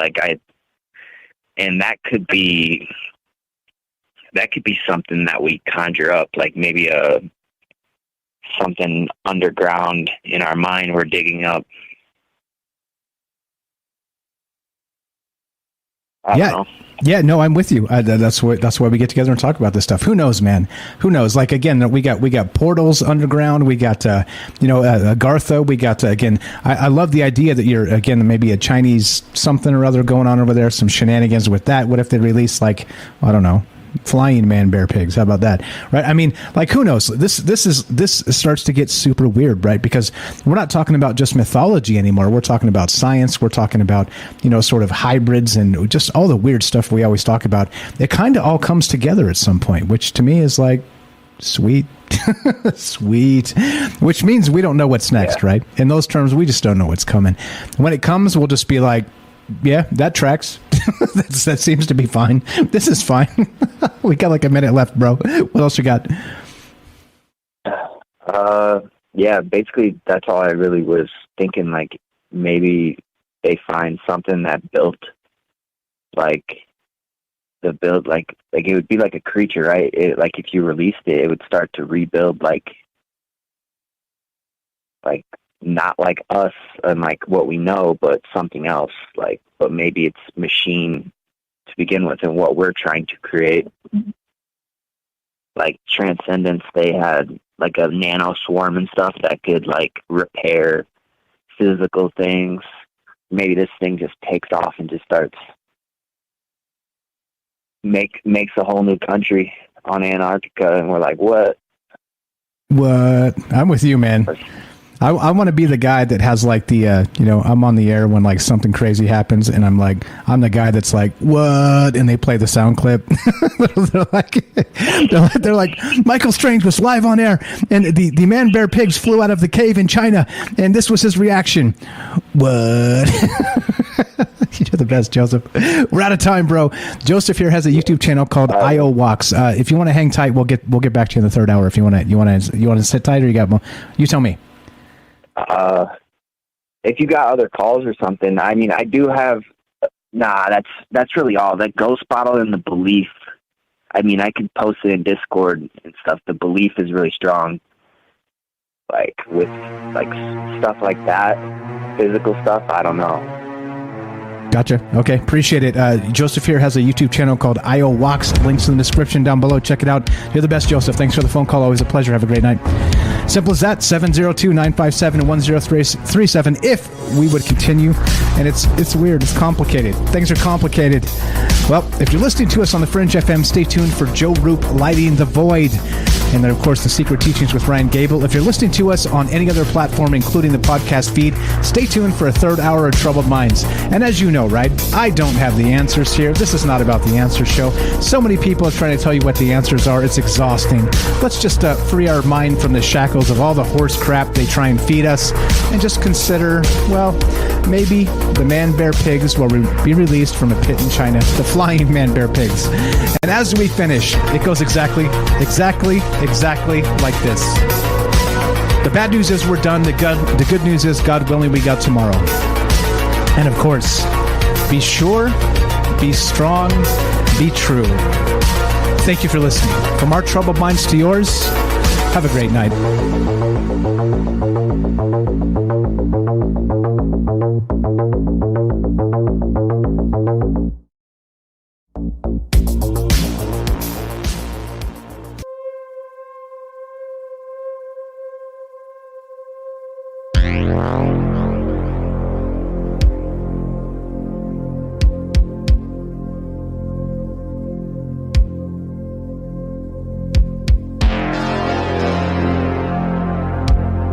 All right, we're off the Fringe. Streaming on Rockfin, YouTube, DLive, and Twitter. Still taking your phone calls. What do you think? What's going on with this? This is not the answer show. This is not one of those spaces where we get together and, fling poo at each other and say, "No, you're wrong. No, you're wrong. You're a Nazi. You're a pedophile." We don't do any of that shit. Come on, leave that to the mainstream garbage where, you know what? They think that you can not have a conversation without getting into a fight, dehumanizing each other, and then, of course, causing, let's say, or calling for people to attack you because of the way you think or the way you believe, right? Like it's a despicable thing, but we're not like that. We're definitely not like that. We're still talking about this. We got a third hour Trouble Minds is for you. We literally always did this because sometimes the radio breaks are weird. I got to cut people off, stuff like that, right? Third hour is completely commercial free, and we just we talk. We get together and talk. What do you believe regarding, let's say, underground monsters? What about TikTok time travelers? What about all the rest of this stuff? I don't know. I don't have those answers, but I do think it's fun to consider. I do think it's fun to talk about and fun to think about. So, 702-957-1037. That's 702-957-1037. And we're going to take a 2-minute break. 2-minute break. More Trouble Minds on the way. Don't go anywhere. Looking to hear from you. And what do you know regarding TikTok time travelers, monsters underground, and all the rest of this?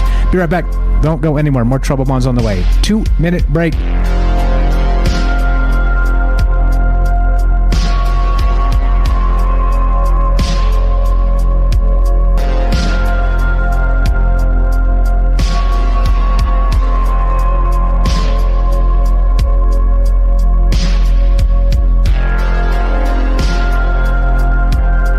Okay, all right.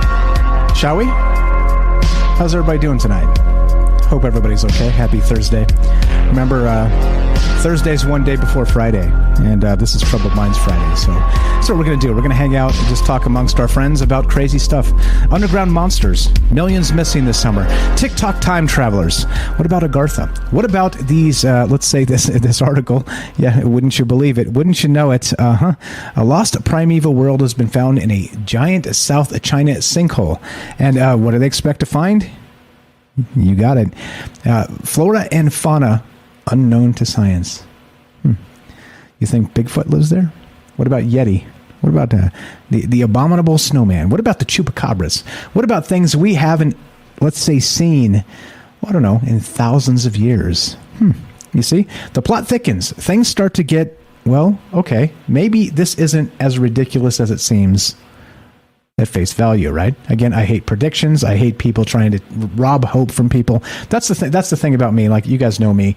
I do not like predictions for that reason, because I think, one of the greatest superpowers of humanity is the ability to hope, the ability to realize that, because today may have been the shittiest day ever. It means that, hope suggests tomorrow will be better. And not just incrementally, probably very much better, right? It's like one of those things that kind of keeps you going. It's one of those things that keeps you thinking and all the rest of that. So we're still taking your phone calls, considering you got it. All the things regarding underground monsters, TikTok time travelers.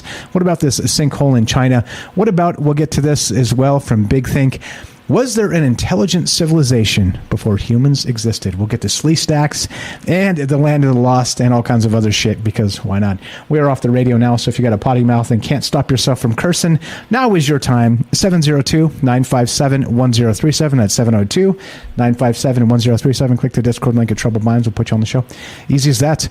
Let's get to this. Kelly, anything else while you're there? I know you're still there, but if you're just chilling, that's cool. I'll get into this article of Big Think and intelligent dinosaurs from back in the day. I seen that thing. I ran across that same story about that cave in China. There was actually one that I believe that was even happening in South America or Mexico, the same kind of cave. What it was is like there's like either a cave system that just collapses and everything that was on the top at the time that it fell down. That's where they're hoping to find different flora and fauna. But there was the one in, I think, in the one in South America, I believe, or Mexico, one of the ones. But it was, it fell pretty deep in underground too. But with all that flora and fauna down there, it would even created its own like weather pattern. It was weird. They had pictures of it with it looked like clouds and stuff. It started raining. I mean, it even fed itself. They found some weird kind of, and this one they found some it was, I don't know, kind of like weird, different type of insects. But yeah, man, you never know because there's some weird videos out there from YouTube where these, they're taking these robots to, check out some sewer systems, and he's got these weird. I don't know if you've seen them, but I don't know, man. These creatures are weird. They have long tails. I don't know if they would call them reptilians because there would be smaller, shorter. Because obviously that little robot is smaller. To get in some of those smaller and older, I would say, sewer systems that they was going down in there. But yeah, man, there's some weird shit that's down there. You never know. But if it's coming, I just want to let you know, if anything's coming weird out like that, like a slee slack or a man. The flying man bear pigs. They're coming, Kelly. They're coming. I'm shooting the shit out of them. Hey, sometimes hashtag 2A. Hey, if they take all our guns when the flying man bear pigs come, we can't fight back. Maybe that's the agenda. Oh boy. Now we did it, Kelly. Yeah, it's crazy though, right? It is crazy to consider that, there are places in this world, we think, with the satellites and Google Maps and all this shit, we're like, oh, we're so smart. We know about all the things. But then you're like, oh, go down the Mariana Trench and we don't know shit about that, right? It's like, what kind of monsters are down there? Maybe that's where Cthulhu actually is, right? I mean, why not? I don't know. There's even more than that. Remember that one time we did that show a long time ago? It was I think you were after it was after what's his name left. Who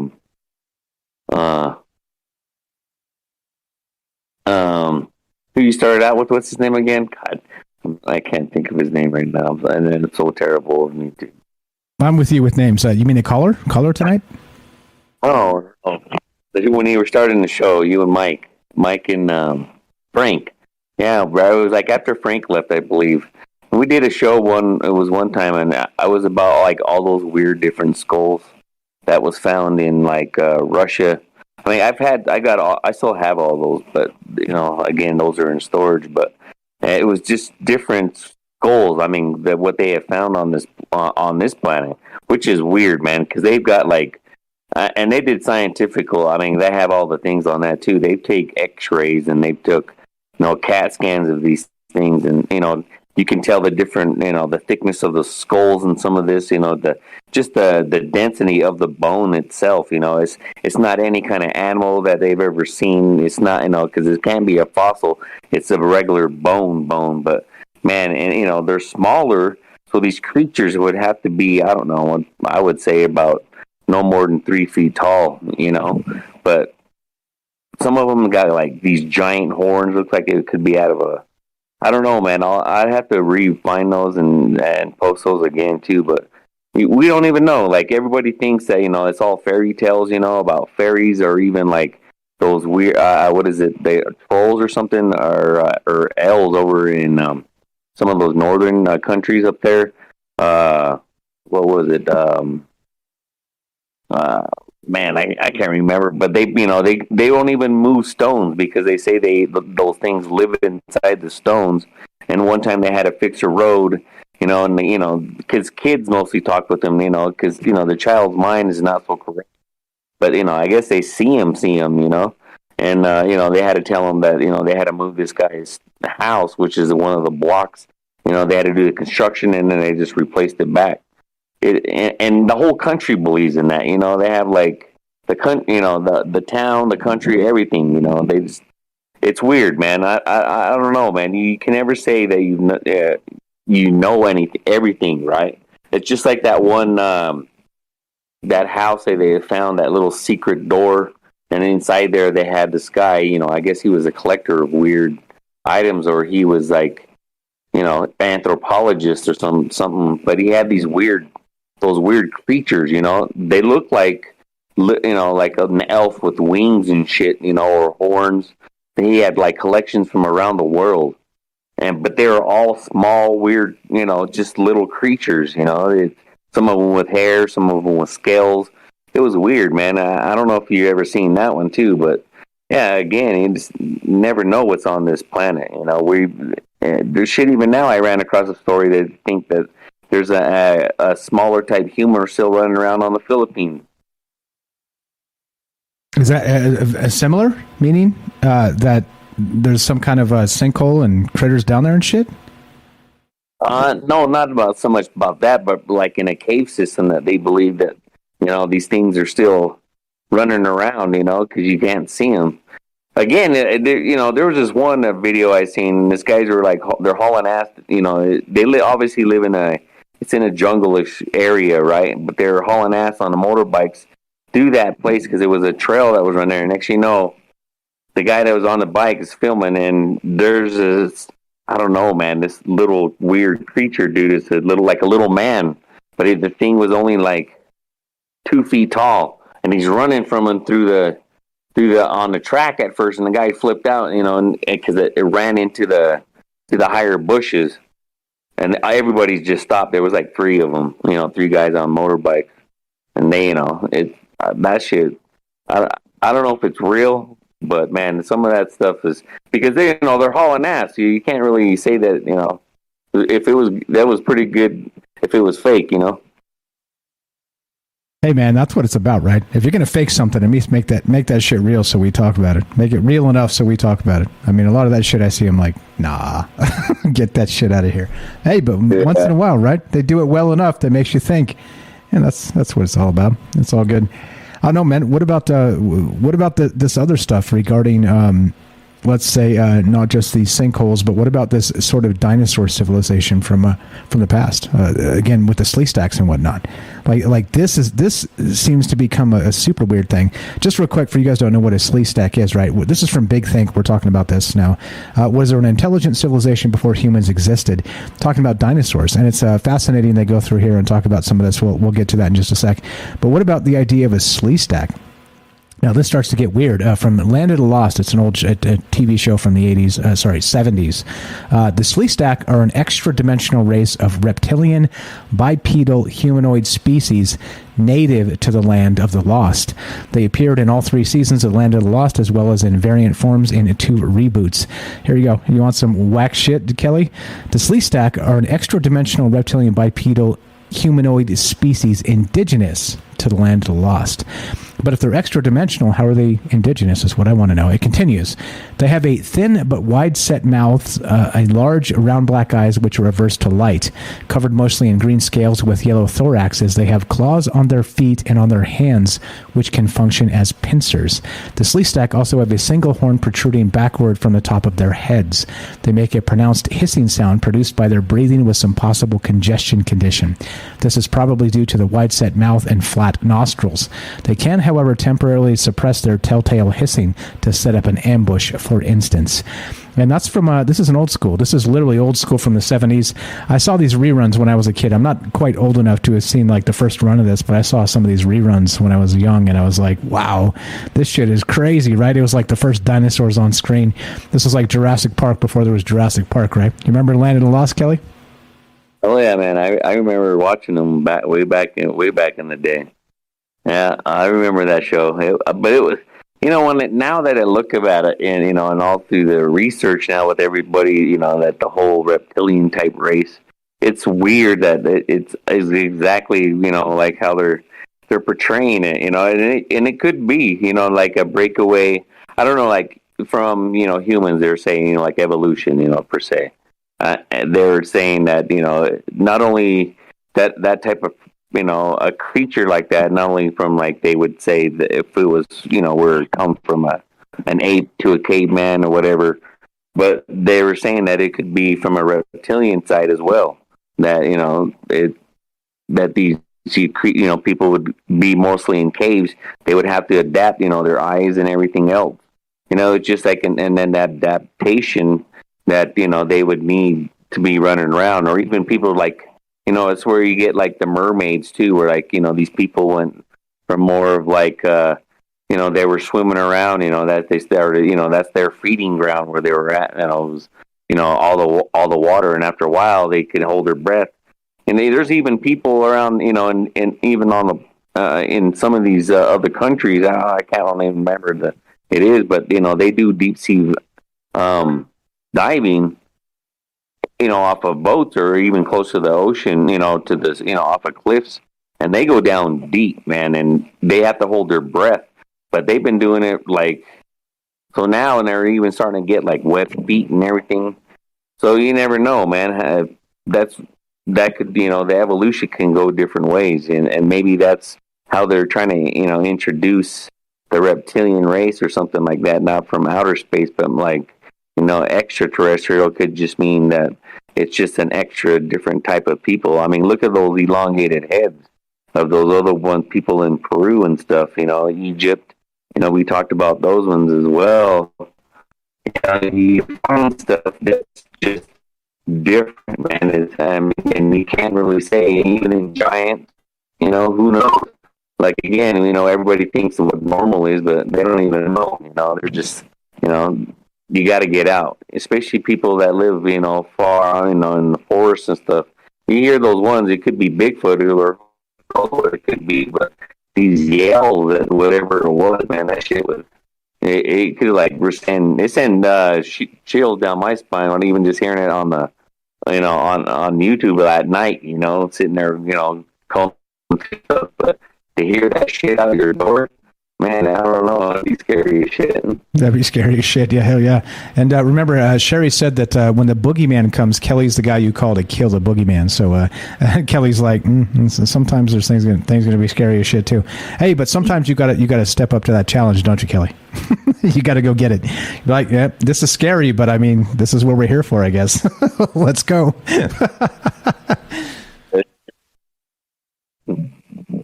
100%. So yeah, talking about Land of the Lost, we got Kelly here in Colorado. Your internet's chirping out a little bit, just to let you know.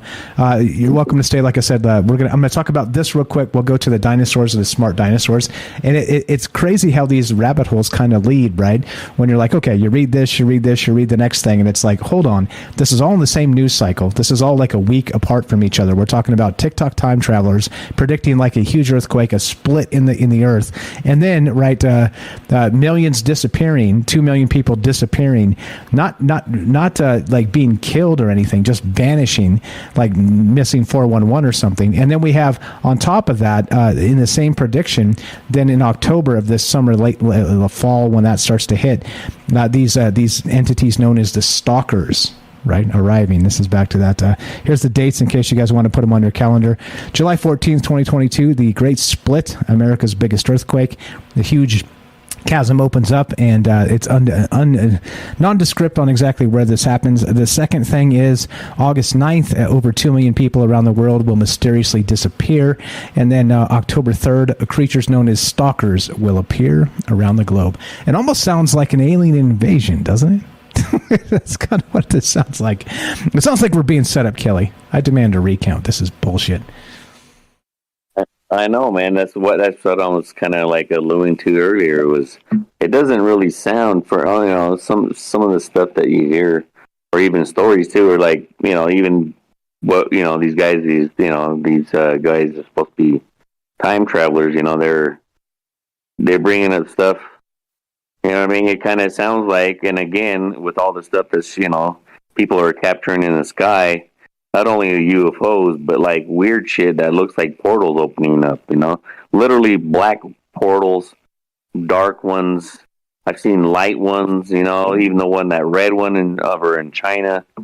Man, I don't know. It seems like a crack in or a wormhole, even like the one, like I said, the one over in Norway when that one opened up. I mean, who knows, man? Because I don't know, something is coming. Yeah, that's what I think. I have a weird feeling like that. There's, I tend to I tend to see myself as like, to have a certain.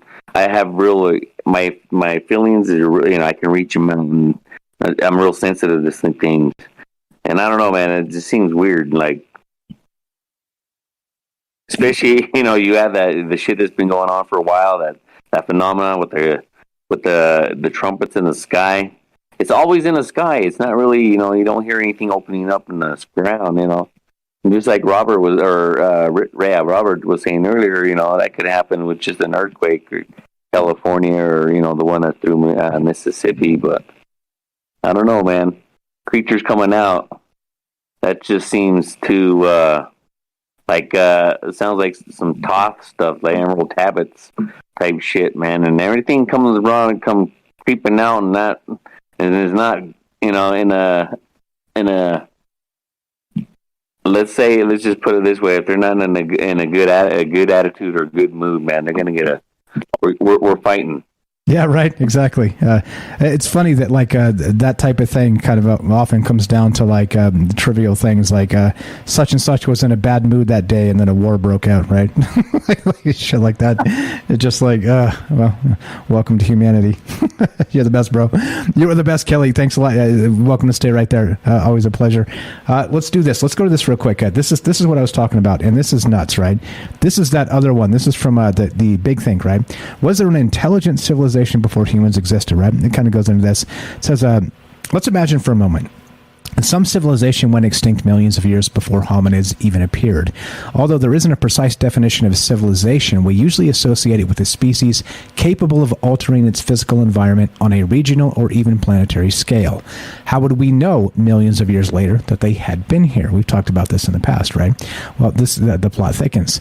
All evidence of their technological achievements is almost certain to have disappeared long ago, as persuasively shown by Alan Wiseman in his 2000 book, The World Without Us. Cities and large constructions like dams would quickly crumble and return to rubble. Farms and parks would become forest or jungle. And if this pre-human civilization had technology similar to ours, most of it would simply vanish. Even plastic trash eventually decays due to UV radiation and bacteria. Large structures fare no better. In a few million years, Mount Rushmore will look just like any other mountain. Very little remains of the Neanderthals, who lived just a few tens of thousands of years ago. Even very recent, very advanced human civilizations like those pre-Columbian America made most of their constructions from organic materials like wood. So that evidence is hard to come by after only a few hundred years. What if a more ancient civilization predating humans achieved some level of technology? Let's take dinosaurs, for example, because why not? Star Trek played with that idea in an episode more than 20 years ago, and that Star Trek episode is this. It's Distant Origin. This was an episode originally aired at April 30th, 1997. The plot is this. A superior race descended from Earth dinosaurs discovers Voyager, but living proof of the controversial distant origin theory goes against widespread doctrine. And there you go. If you guys like Star Trek Voyager, I didn't watch Voyager myself. I thought The Next Generation was about where I tapped out. It was good, but a little too much Star Trek's too much Star Trek for me. Here we go. Dinosaur civilization. Here we go. Blah, blah, blah, blah. Okay, now this is where it gets crazy, right? At the time, when this individual that wrote this article from Big Think, the individual's name is, where is this? Oh, come on, guys. If you want me to tell you, just, come on now. Dirk Schultz Makic. There you go. I butchered that, but there you go. That's how you're supposed to say the name, sort of, if you're a knucklehead like me. Check it out. At the time when this individual was in high school, scientists hadn't discovered that avian dinosaurs were the ancestors of birds. So perhaps we should reconsider their reputation as stupid. Birds have small brains because they need to fly, but many are quite intelligent, especially crows and parrots. How do they do it? The neurons in their brain are much more closely packed, and they have several times more neurons per gram of brain compared to mammals. Avian dinosaurs, like the theropods, may well have had the same brain structure. We don't know for sure because brains don't fossilize, and therefore may have been much smarter than we once thought. And there you go. That's a pretty compelling case for the Sleestack, right? The actual Sleestack. I mean, right? Like, holy shit. So what are your thoughts on this? We're still talking about this tonight. TikTok time travelers, monsters, earthquakes, shit, I don't know. I don't even know where to go anymore. 702-957-1037. Let's go back to Matt in Colorado, and then it looks like we got Jennifer in Missouri after that. What's up, Matt? Welcome to Troubled Minds. Go right ahead. What's up, my man? What is on your mind? Oops, we had the call dropped. All right, call back, Matt. We'll put you on. Let's go to Jennifer in Missouri. What's up? You're on fire in the chat tonight, my friend. Welcome to Troubled Minds. How are you tonight? Hey. Yeah, so this is a really cool topic.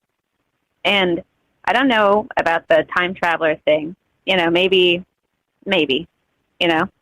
But the whole idea of the Earth opening up and a secret species coming out and getting people or whatever, That's very intriguing. Okay, so if you think about, so below the surface of the Earth, and the whole idea of there possibly being a subterranean world, it seems possible. I mean, we can't think about the surface of the Earth and then the core. For one thing, the weird thing about the core of the Earth is that they're saying, and they're pretty sure, that it's like crystallized iron and that it's hotter than the surface of the sun. Right here, which just sounds impossible, but I guess that is so. And it's only 1,800 miles to the core from the surface. But if you think about let's just go with the idea that the Earth is the size they say and it's round, and let's just stick with that, just because it's good enough, it'll work.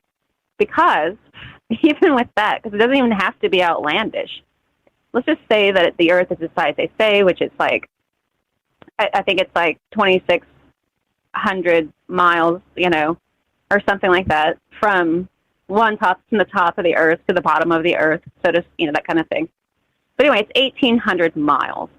Now, if you think about the entire surface of the entire Earth, and that all around, like if you were to walk the entire surface of the Earth somehow, like if it was a basketball and you were an ant, and that's not a good analogy, but you see what I'm saying. And then think about 18,000 miles till you reach the sun inside the Earth, basically, all around the entire thing. That's a lot of space to work with. I think like the deepest hole that you can't even dig like 5 feet into your own backyard before you have to call 811 or whatever, because for whatever reason, you have to get a permit, of course. But it's just very strange that there is all that space where there could be anything, literally anything. And just to imagine, like the idea of the Earth being so hot at the center like that, unbelievable to imagine that it's as hot as the sun on the surface of the sun, right beneath our feet, and we're just walking around on it. Anyway, but all that space in between there's plenty of room. Because if you think about it in context of it being all around the entire surface of the Earth, there's plenty of room for a whole nother world. Plenty. And we found a lot of these places. Like the deepest hole they can dig, pretty much. I mean, I'm not sure exactly, but I know there's that one up at there's the one at the Arctic Circle that's like 40,000 feet deep or something, some such, that they dug the borehole up near the Arctic. Anyway, it seems likely. And then you think about this idea of these species. We know about and I kind of went on a rant about it last night, but about all the different types of hominids that have existed before. And that they were walking and ruling the Earth, so to speak. Like the Neanderthal, I mentioned that last night, was walking the Earth for 350,000 years, they think. Longer than we have. But they were like ruling the roost, so to speak. And then we just appeared. And then they disappeared. And you have that kind of thing going on with these species kind of running the roost. This idea of an ancient species that's some kind of reptilian, or it doesn't even have to be, or whatever you want to call it. You have the Naga, you have the Canari, a supernatural species of like half horse, half human, like the centaur basically. All of these cultures around the world talk about these supernatural races that were on the Earth at one point, and they have accounts of them as if they had dealings with them, and for some reason they no longer do. The weird thing, too, that I wanted to, I'm kind of all over the place with this, but if you think about the Mayan, and they were talking about the 5 suns, the sun that we're in is supposed to end with a earthquake. And it's ended before, through different causes, for different reasons. But they say that it'll be a great earthquake, which is weird about this whole fissure thing, the whole opening up, maybe an earthquake.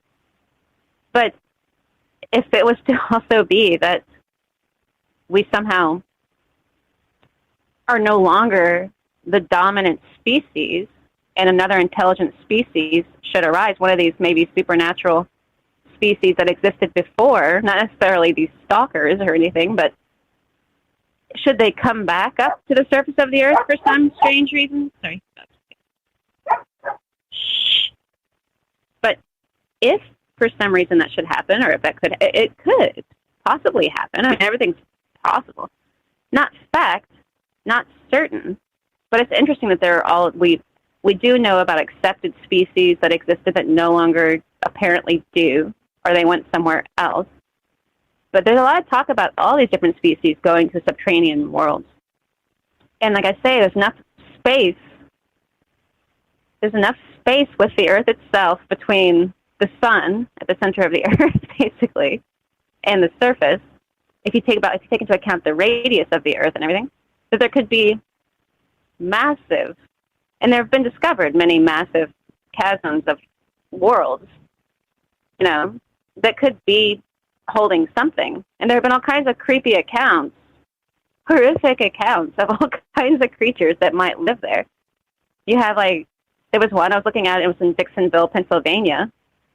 Probably not true, but they were saying that there was, these miners, and there had been a cave-in. It was 1944. And there had been a cave-in, and they went to go look for the miners, and they found them, torn to pieces by some kind of creature, some kind of being. That the two people who came down, two of the men that went to go help these miners, encountered these beings down there. And then you have all of the accounts of the different things living in the caves of, Iran and in Afghanistan, encountered by, the people who live there. It's all over the world, though, all over the world of people encountering these beings that come to the surface and drag people down to the bottom of it. So, I mean, it's not like it's not impossible. If people claim it, it could be so. I wouldn't want to have anything to do with it, but terrifying, really. Very good. Very interesting. Yeah. It's again, I'm with you. The TikTok time travelers, meh, but it does sort of kind of make us look down at this time. I always say look up instead of down, but this time, there might be something beneath our feet. So I think it's worth looking down this time. You're the best, Jennifer. What else you got for us tonight? There have been accounts of large masses of people going missing many times throughout history. Because I was thinking about that. The idea of a whole lot of people just going, the rapture thing. But it doesn't even have to be like a rapture. You have the Bermuda Triangle. You have the account of, I guess, since 1988, up in Alaska, they have their own Bermuda Triangle where 16,000 people have disappeared. Now, a lot of people are just they wandered off. They wandered off into the woods and they disappeared, I would stop going wherever because 16,000 people, my goodness. And there was some part of the ocean, I remember the Japanese wouldn't let people even sail over it because so many people went missing there. So you have the wars. Now, a lot of that, you'd say, oh, they're missing in action. They died out there and they've had to bury them. Millions. Go look up how many people went missing in World War II. And the number is nearly 1 million lives. Not dead, missing, which, that it's just terrible to imagine. I know there's reason there could be that 1 million people missing, but they're unaccounted for, unknown where they went. And you have these kinds of instances, and you also have just the typical missing. Most people go missing in California, in the United States, apparently, but it's just really strange to imagine that it is not inconceivable at all that a massive amount of people could go missing inexplicably, without account whatsoever. And it's just terrifying to imagine. And the thought that something comes from underneath the earth and just takes them all isn't far-fetched if we don't know where they went. So we can accept that if somebody was to be I don't know that they are down there, if somebody was to say that, I could accept it as well as anything else because I have no idea. I just know there's a lot of space.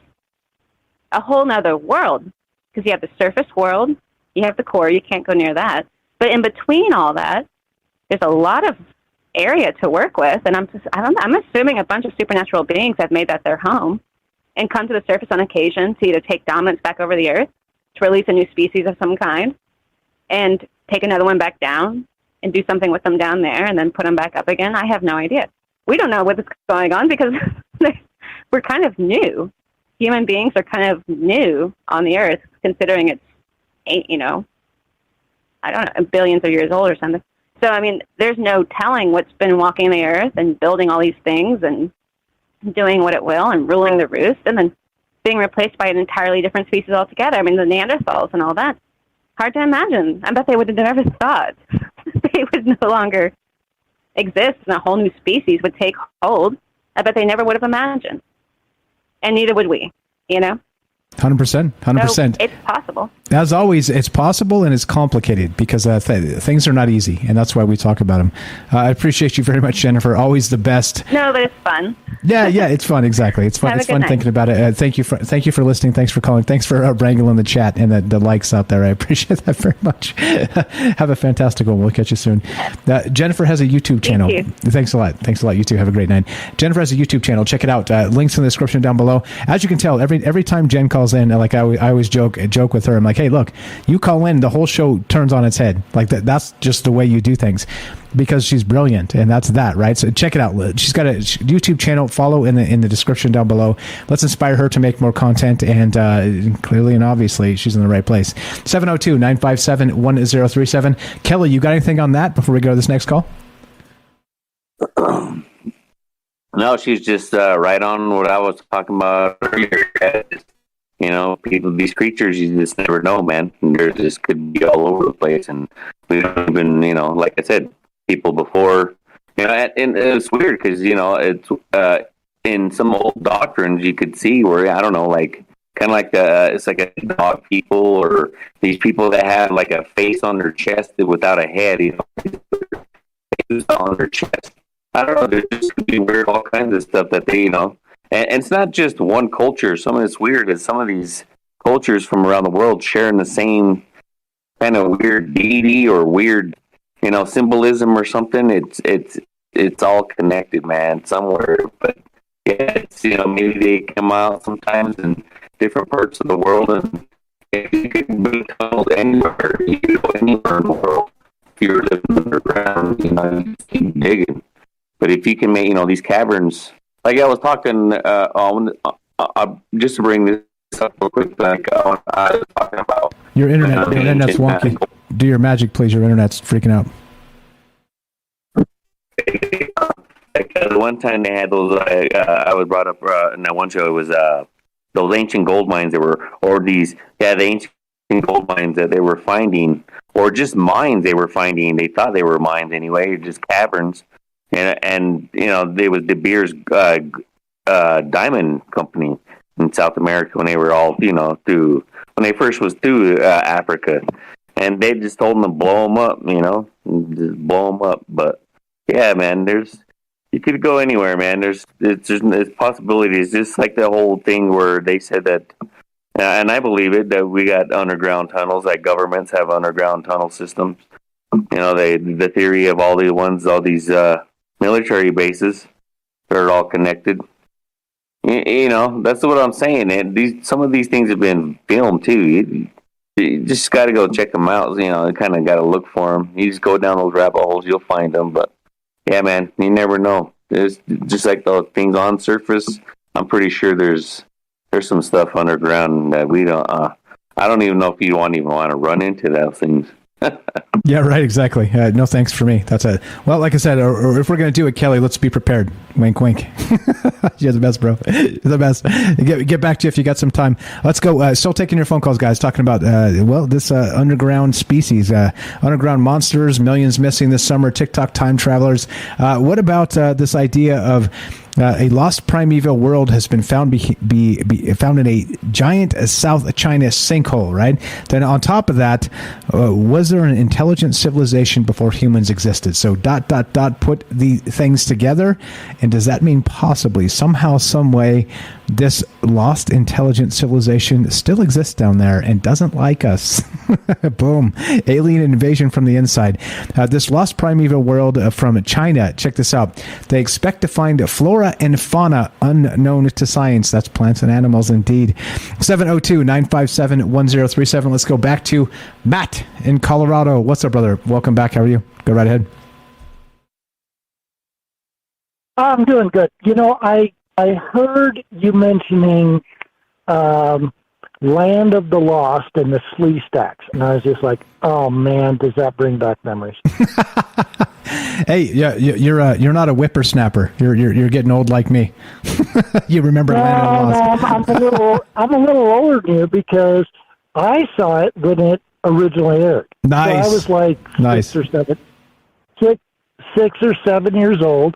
And so I saw it when it first came on because every Saturday morning we go down, we watch cartoons, and I don't remember what time, but it was, you know, after Bugs Bunny, Roadrunner Hour and everything, and it came on. And I tell you what, you know, since you're familiar with it and other people are, but my personal experience, man, those Slee Stack were scary, right? Because they'd go back in there and stuff, and the Slee Stack would come out, and they were like, you know, kind of like zombies. They were really slow moving, and they were afraid of the torches, and they'd be hissing and they were trying to get out. But they were always trying to get back to the really cool Slee Stack's little cave. Now, do you remember who that guy was? Yeah, the leader of the Slee Stacks. Right. But he was, what was his name? Let's see. I think they just call him the leader. No, I don't think he had a name, as far as I'm aware. No, he had a name. He had a name. His name was Enoch. Was it really? Which I've only probably it was, and I've probably only thought of that a couple of times in my life that it's ever popped up, and I just went, you know, wasn't that weird? So they had to go back through these tunnels to get back to where Enoch was.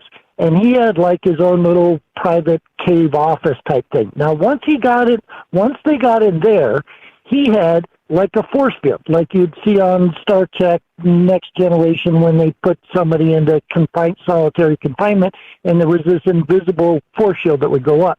So once they made it into there, okay, they were totally safe because Enoch was benevolent, and he could speak. Now, the other guys, they were like primitive and violent, and they were after him. But Enoch was like their friend. And then he had that control panel that was like on that stone pedestal.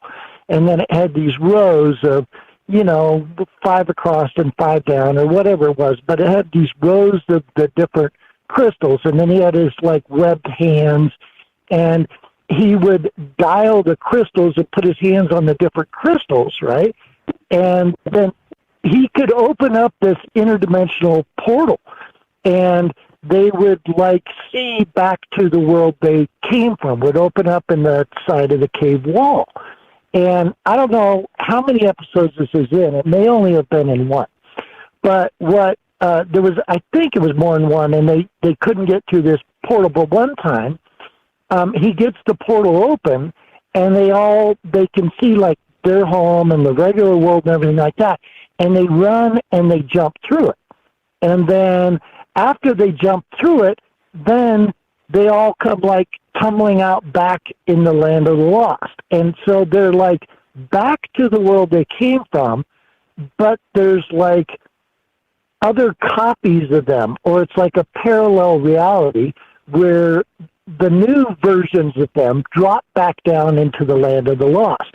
Now that's how they ended the show at the end of the 3rd season. So that when you like picked up watching the reruns, right, it all started over again. You know, so they got the little pet dinosaur, I think its name was Dopey or something, the little girl named it Dopey, and she finds this giant strawberry that's 6 feet high, and she's towing it on the little cart, you know. So that's how they started their reruns, was this idea. It's actually really interesting that I've seen like depictions of the lizard people, extraterrestrials that, supposedly live underground, or people have had experiences with, and they actually look a lot like a slee stack. I mean, I don't know if it's imprinted in the collective consciousness, or if so many people just saw Land of the Lost when they were kids that's affected them, or the other possibility, maybe they're real. Maybe that's what they actually look like.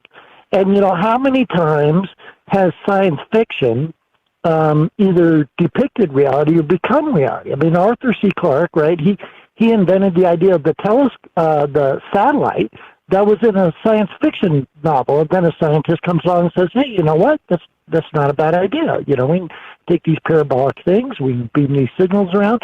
The robots, you watch the old movies from the 50s, they had robots. Well, now look what China's doing with robots. They're, so science fiction becomes reality. Or do the science fiction writers tap into reality or through time or into something and pick up on it? Like Einstein got the theory of relativity in his dreams. Descartes invented analytic geometry came to him by a visitation, supposedly, of an angel when he was in a coke oven, hiding in the war. So, I mean, we get a lot of things from some weird places through the cosmos. So, what about the concept that the guys who wrote Land of the Lost were actually telling the truth, and the slee stack are real, and these reptilian creatures, subterranean creatures, are real? And maybe they had some knowledge of that and wove it into their story, kind of like they do in Star Trek or the movie The Matrix, where they're trying to pass along a message. Hey, people, this is, something that's true. There's a lot of options there. What do you think? Which of those options you like? Yeah, it's interesting. You're in the right place because we talk about this all the time in terms of something being in the air, right? Like the next thing is going to be invented, the next thing, right? Like we kind of don't know what that is, but people like us, and I hate to say that as we're some sort of, new priest class or something because I don't believe that at all. But there are dreamers, right? And there are, again, like you said, Arthur C. Clarke, and there maybe the slee stack inventors and the rest of this, right? So maybe they're drawing on something from the past, but also, by the way, they're probably looking to the future in the same sense of, okay, this is maybe a something we're creating based on a mythology, based on an old story, but we're going to sort of reframe it in a new context, right? And in Land of the Lost, the slee stack themselves were, as described in the new wikis and everything else, they say that they were native to the Land of the Lost, but also they were had fled from wherever they came from as a sort of a refugee situation. They were there because wherever they came from was being destroyed or whatever. That's very much like the Anunnaki story, right? With Tiamat, right, and Planet X and the rest of this. But real quick, so you're in the right place in that. So we ask the question often on this show regarding that. Okay, look, if you imagine something and you create something in a fictional term, all right, and you put it out there into the universe, right, and people read it, is that a manifestation of what you created? The more people read it, you've created something because now it is in the zeitgeist. It now becomes on the top of people's minds from, let's say, your imagination. You wrote this book. Maybe your book spawns who knows what. You know what I'm saying?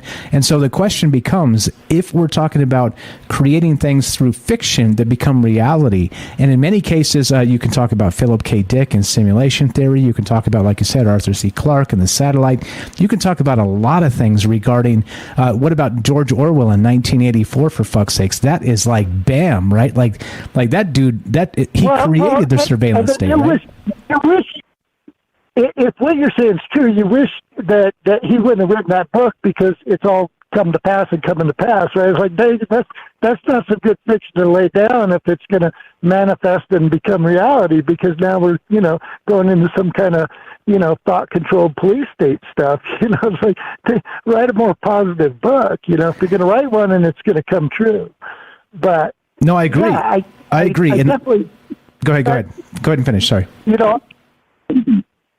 I see that as a potential for sure, and I think there's definitely a certain amount of that creative element in the, if you want to call it zeitgeist, or writing the fiction and have things come true, and I think that extends that all the way up to the physical universe. I think is exactly that. I think that's how it was created. It was imagined. It was imagined. Some laws, some principles, rules of the game, the computer program simulation. Even though we talked about it's not exactly how I see it, but the creator of the physical universe, which is, I don't think, the only universe. I mean third dimensional. There's other non-physical and other dimensional ones, but so there could be more than one creator. But the being that created this one, that's exactly how he did it. It was like he dreamt it up. It was like science fiction. He's like, oh yeah, I could have, planets and stars, and I'll make them spin in spirals, and then we'll have different beings, and stuff will evolve, and then set down and here we are, the parameters and the rules of how stuff worked, the physics, and he dreamt it, and then it became manifest. Yeah. Now we're just lower levels of that same being that have that same energy and that same consciousness within us. So yes, of course, we can do that same thing. I mean, that's how somebody creates a business, right? That's how somebody creates anything. They imagine it first. Hey, they Matt. have the idea. They have the imagination. Hey, Matt. That's how somebody creates a radio show. Yes. Right. Yes. Right. You're correct. Hey, I didn't get here by accident. It was a lot of hard work, 4 years plus going on this show. You just found us, but there was a vision. There was a vision, and I wanted it to be exactly what it is right now. It's fucking weird, man. It is super weird that right. If you think of something and you structure your habits to be in line with that goal, how things happen. It's weird, dude. It's weird. We got to cut. We're about to get out of here. You're the best. I appreciate you. Again, thanks for finding us. Thanks for the amazing insights and takes you got for us. And let's get the hell out of here. We go Monday through Thursday, so it's a long weekend for us. We're going to go take we have a news show tomorrow at 3 p.m. Pacific on Twitch, but we're going to take the weekend off. We'll be back Monday, though. You're the best, bro. Thanks for finding us. I feel like I made a new friend, Matt in Colorado. Please, if you can, share your book with us. Like you said, I'm looking forward to reading that, okay? Okay. Sounds good. Well, listen, you're an excellent host. I appreciate the call-in format, and I'm glad that you've manifested your vision and you're doing it, because it's important work. Amen, brother. Thank you very much. Thanks for loving it. I'm glad that you're here. We'll talk to you soon. Have a fantastic night. Okay, you too. There you go. Easy as that. Hey, look, making new friends on a daily basis. The Troubled Minds Nation gets bigger and bigger, one at a time, and there you go. Do you feel like he's in the right place? Do you feel like that guy is in the right place, right? Literally, we talk about that same stuff he was talking about all the damn time, don't we? Kelly, what do you got on that real quick? We'll go to Jay in New York just in case he's got something. He said he was just lurking, but what about that, man? What about manifestation and creating things and changing your habits to, I don't know, maybe alter the universe? That's fucked up, isn't it? Kind of. Well, yeah, you could, that's a whole different, that's true what he's saying, though, with manifestation. I believe that a lot, you have to feel it, not only see it, feel it, but think it like it's already happened, and that's, everybody can do that. It depends on, that just depends on the person, themselves too. For it could be like, whatever, if you want to live in misery or you want to live in happiness or whatever, just like example with you, you've seen your goal as making this radio show, and, you did it, so that's good for you on that one too. But, good for one us. more thing too. I just wanted to. Good for us. Yeah, go ahead. One more thing. I was just gonna add was another thing was not only that we find the reptilian type race, but remember you have also Internet. Your internet. Your internet. It was reptilian race. Okay, can you hear me now? Yeah, better. Go ahead. Okay, but the children of Woolpit, or the you remember that story, right? Yep, the green kids. Yep. Yeah. So and that was weird too that they were green, and then the little boy died, but the little girl, they finally lost her. They got, I guess, their what we would call their color back, right? But when they came here, they were green. And if that was the case, that'd be something like that. You would live underground. I don't know, man. It's who knows the whole theory or whatnot. But something's pretty strange when you go down to a certain depth. I would say you never know what's living down there. Amen. 100%. 100%. You're the best, Kelly. I appreciate you very much. Let's go to Jay. Jay, New York. Jay, are you there? Test 1 2. If you're not, he says he was just lurking and listening. I'm pushing the button. Hey, no hurry. Heads up, so I could. Hey, you're fine. I'm not enter my passcode. It's 9999999 in case anybody needs to know, so I could get it off a screensaver mode. Unmute. You're fine, bro. You're fine, bro. 15-second hunt, please. You're fine, bro. You're fine. I just want to make sure if you had some data, I didn't want to cut you off here because you said you were just lurking to listen. But what are your thoughts? What do you got for us tonight? Wow, damn it, Mike. I wanted to tell you a story before I was going to do my best to talk to you while you were on the radio with no sailor talk. When I first bought the funeral home, I had one of the guys from the other funeral homes in town come over, and he was trying to get me to sell him the antique equipment. So buying me drinks after work and everything else like that, trying to get me into the house and everything else like that. And he told me the story one time is that there are monsters under the ground, and that's why we bury our people in the ground, is because the monsters come up and eat them and they leave us alone. And it was just that. I remember that story. You told me that story. I remember that. That's wicked weird, right? And then you had that one when I saw the TikTok time traveler and the monsters coming out of the ground and all that. And I was like, wow, this is going to go a long ways around the barn. This conversation is. But no, I have so much that's crazy, that's just. That all of it keeps coming up that way. And then you brought up that 70s show that you used to watch on late night TV when you were working over at your, having a sleepover at your buddy's house because your mom and dad wanted to go out to dinner or something, whatever. It's just like, I remember watching that. And I was like, yeah, that's nuts. They're just like lurking underneath the ground. And then, Kelly was saying there, those things we got buried in the ground everywhere. I mean, they're everywhere you could possibly imagine. We're digging in the ground. Cleveland has salt mines there that are, it's probably almost the size of the city underneath the lake. If that ever caved in and the lake dropped into there, what kind of stuff would start growing?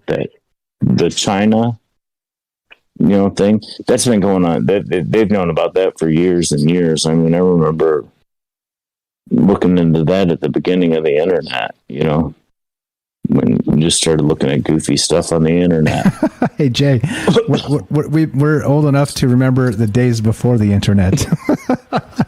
I remember somebody reading a comic book and talking about that around a campfire. We're the dinosaurs, you young Jay. Whippersnappers don't know nothing. Damn whippersnappers, get off my lawn. We're getting old, Jay. Hey, I remember let's say, not quite half, but like I'm getting a little bit older now, like probably I'm on the older side of the internet. But for like my formative years and like my entire time in school and everything else, even my young adulthood, no internet. No internet. It's so man, weird. Even when we were high school kids, man, it was taught in church, man, don't do nothing with the internet. That's the devil's thing, That's the devil's thing. It might very well be, we'll never know.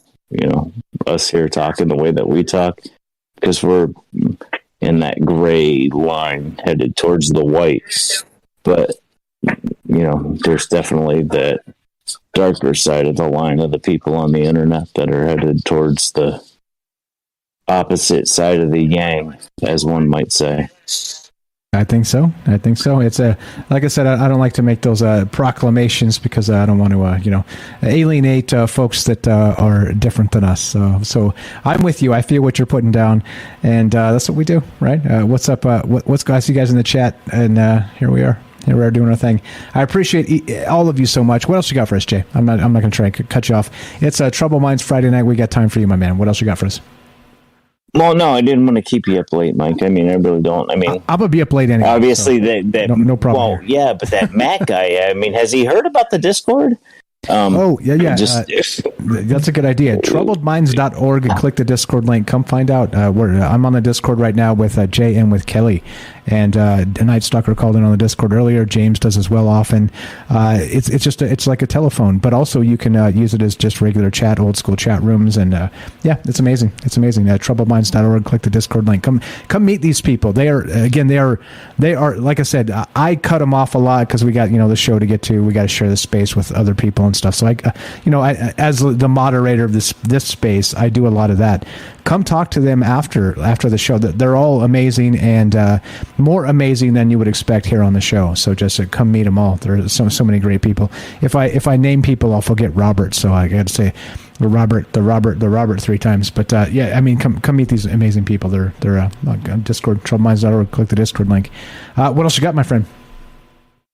I was just thinking is that like how we're put into like what we're watching on television. I mean, one of the things that brought me up, Night Stalker and I had a brief chat about it, was an Amazon show, like Outer Range, I believe the name of it is.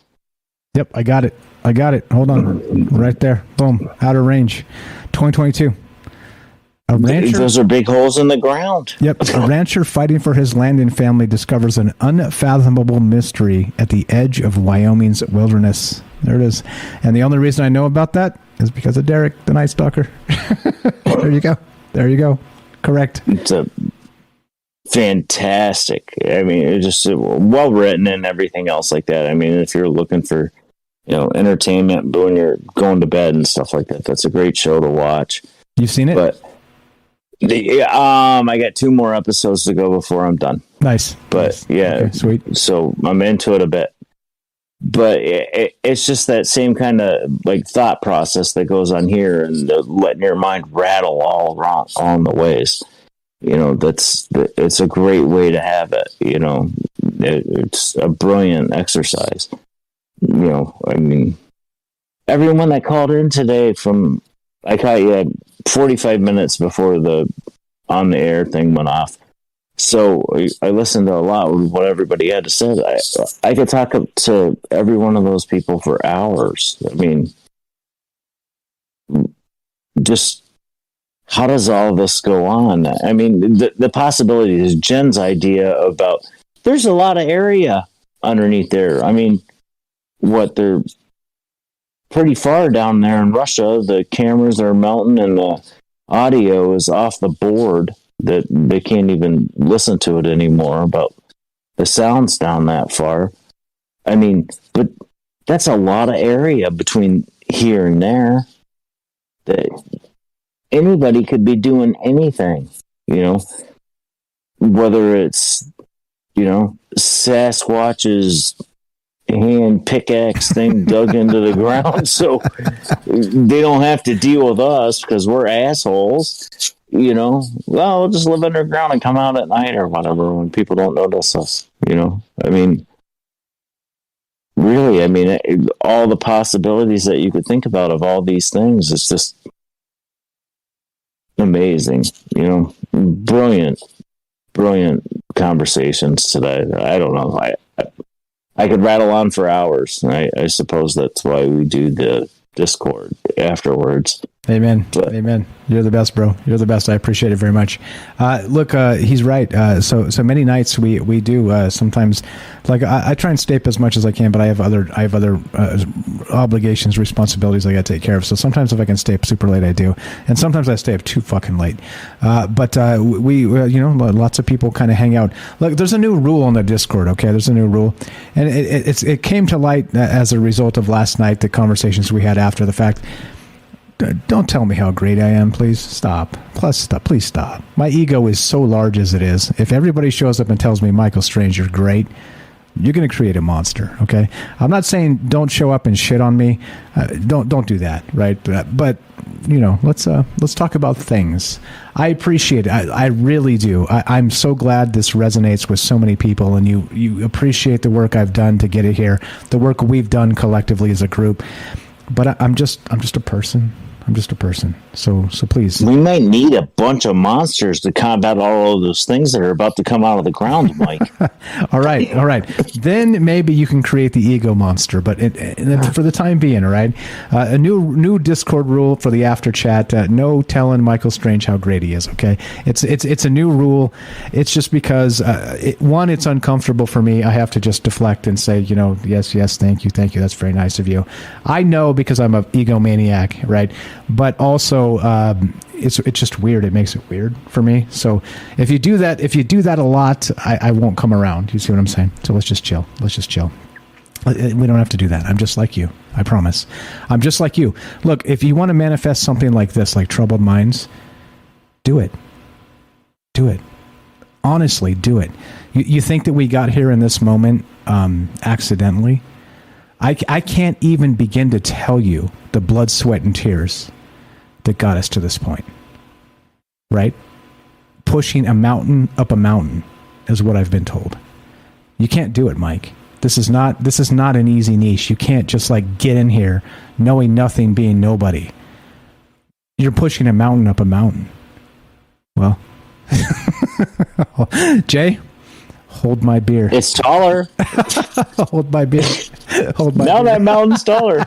I got you, Mike. I'll hold that beer. Thank you. I'll drag the keg up behind you. Thank you. Yeah, we're gonna drink maybe juice at the top of it and build a bonfire. There you go. We're almost there, guys. We've almost successfully pushed a mountain up a mountain, and here we are. So you got a J-tro for us, my friend? You got an outro? I do. I picked it's by Yoda. Nice. And it was from a couple of days ago. I think it fits. Nice. All right, perfect. So here's what we're going to do. As you guys know, right? It's brief. That's fine. So we'll do the music thing and wait for the bass to drop all the stuff. Jay here in New York, good friend of mine, good friend of Troubled Minds, and he's out there spreading the good word, doing his thing, and saying, hey, come listen to these guys. It's a fantastic conversation, and it's again agnostic in all ways, non-denominational. Let's just talk. Let's just realize that we're all people, and people deserve that level of respect of a conversation without calling people pedos and Nazis, right? I mean, it's the dumbest thing ever, that political discourse anymore. It just literally turning people into monsters, and I don't like it. And so here we go. We created our own space with our own time and our own everything and our own energy, and look, isn't it magnificent? All right, let's do it. I'm going to play some music, and so the bad news is we're done. This one's for Jay in New York. The good news is, God willing, we've got tomorrow. Here we go. Let's play some music. Smash the thing. I'm going to give you the boom, boom, boom. Ladies and gentlemen, boys and girls, cryptids, reptilians, intraterrestrials, extraterrestrials, all of the above, I present to you Jay in New York.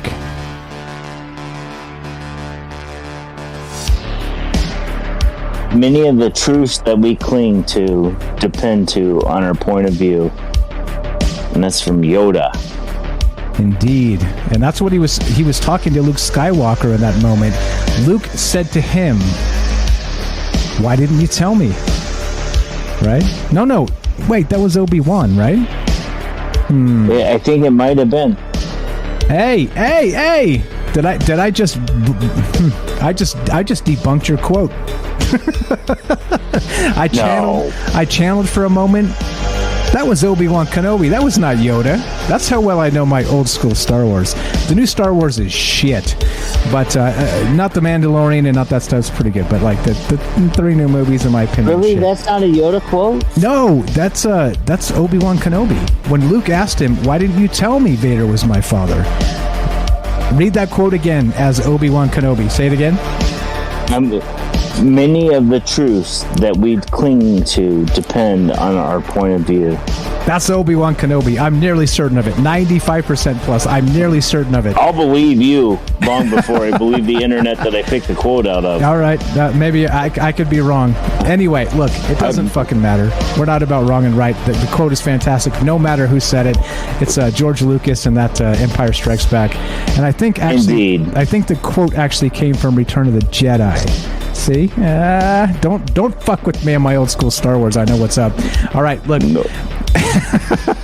I'll check. We're going to follow up on this, Jay. This is not over yet. Don't worry. And it's, you know me, it's not confrontational. It's all good. I appreciate the quote. Look, as we finish, guys, it goes like this. If you want to help the show, there are a number of ways. You can actually sub up on Patreon. You can sub up on Twitch. We do a news show on Monday and Friday, 3 p.m. Pacific on Twitch. You can sub up on Rockfin. That's probably the best value. You get not just Troubled Minds and bonus stuff on demand. You also get all the other people that are on Rockfin. Tons of Jimmy Dore, Abby Martin, Michael Tracy, Sam Tripoli, on and on and on. Rockfin's probably the best value. If you don't want to spend money, the other thing too, real quick, we have Troubled Minds merch at troubledfans.com. Troubledfans.com, hats, shirts, all the rest of that stuff. I got a new hat coming. I'll wear it on the stream and show you. There's some pretty cool choices. But there you go. If you don't want to spend money, I get it. Spread the word. Your time and energy here is important. We see you. I hear you. I'm looking at the chat. I see the lurkers. This is all important. Number 2, you can also help by not spending money by just playing episodes from the podcast feed. There's 418 up there right now. So I guarantee you probably haven't heard most of those. So just play them while you're cooking dinner one time. There's ads baked in. Let the ads run. It helps. It sends me a few cents every time you do that. So thank you so much for being part of this. Thank you so much for making this a dream come true, really. And as we finish, it goes exactly like this. Be sure, be strong, be true. Thank you for listening. From our troubled minds to yours, have a great night.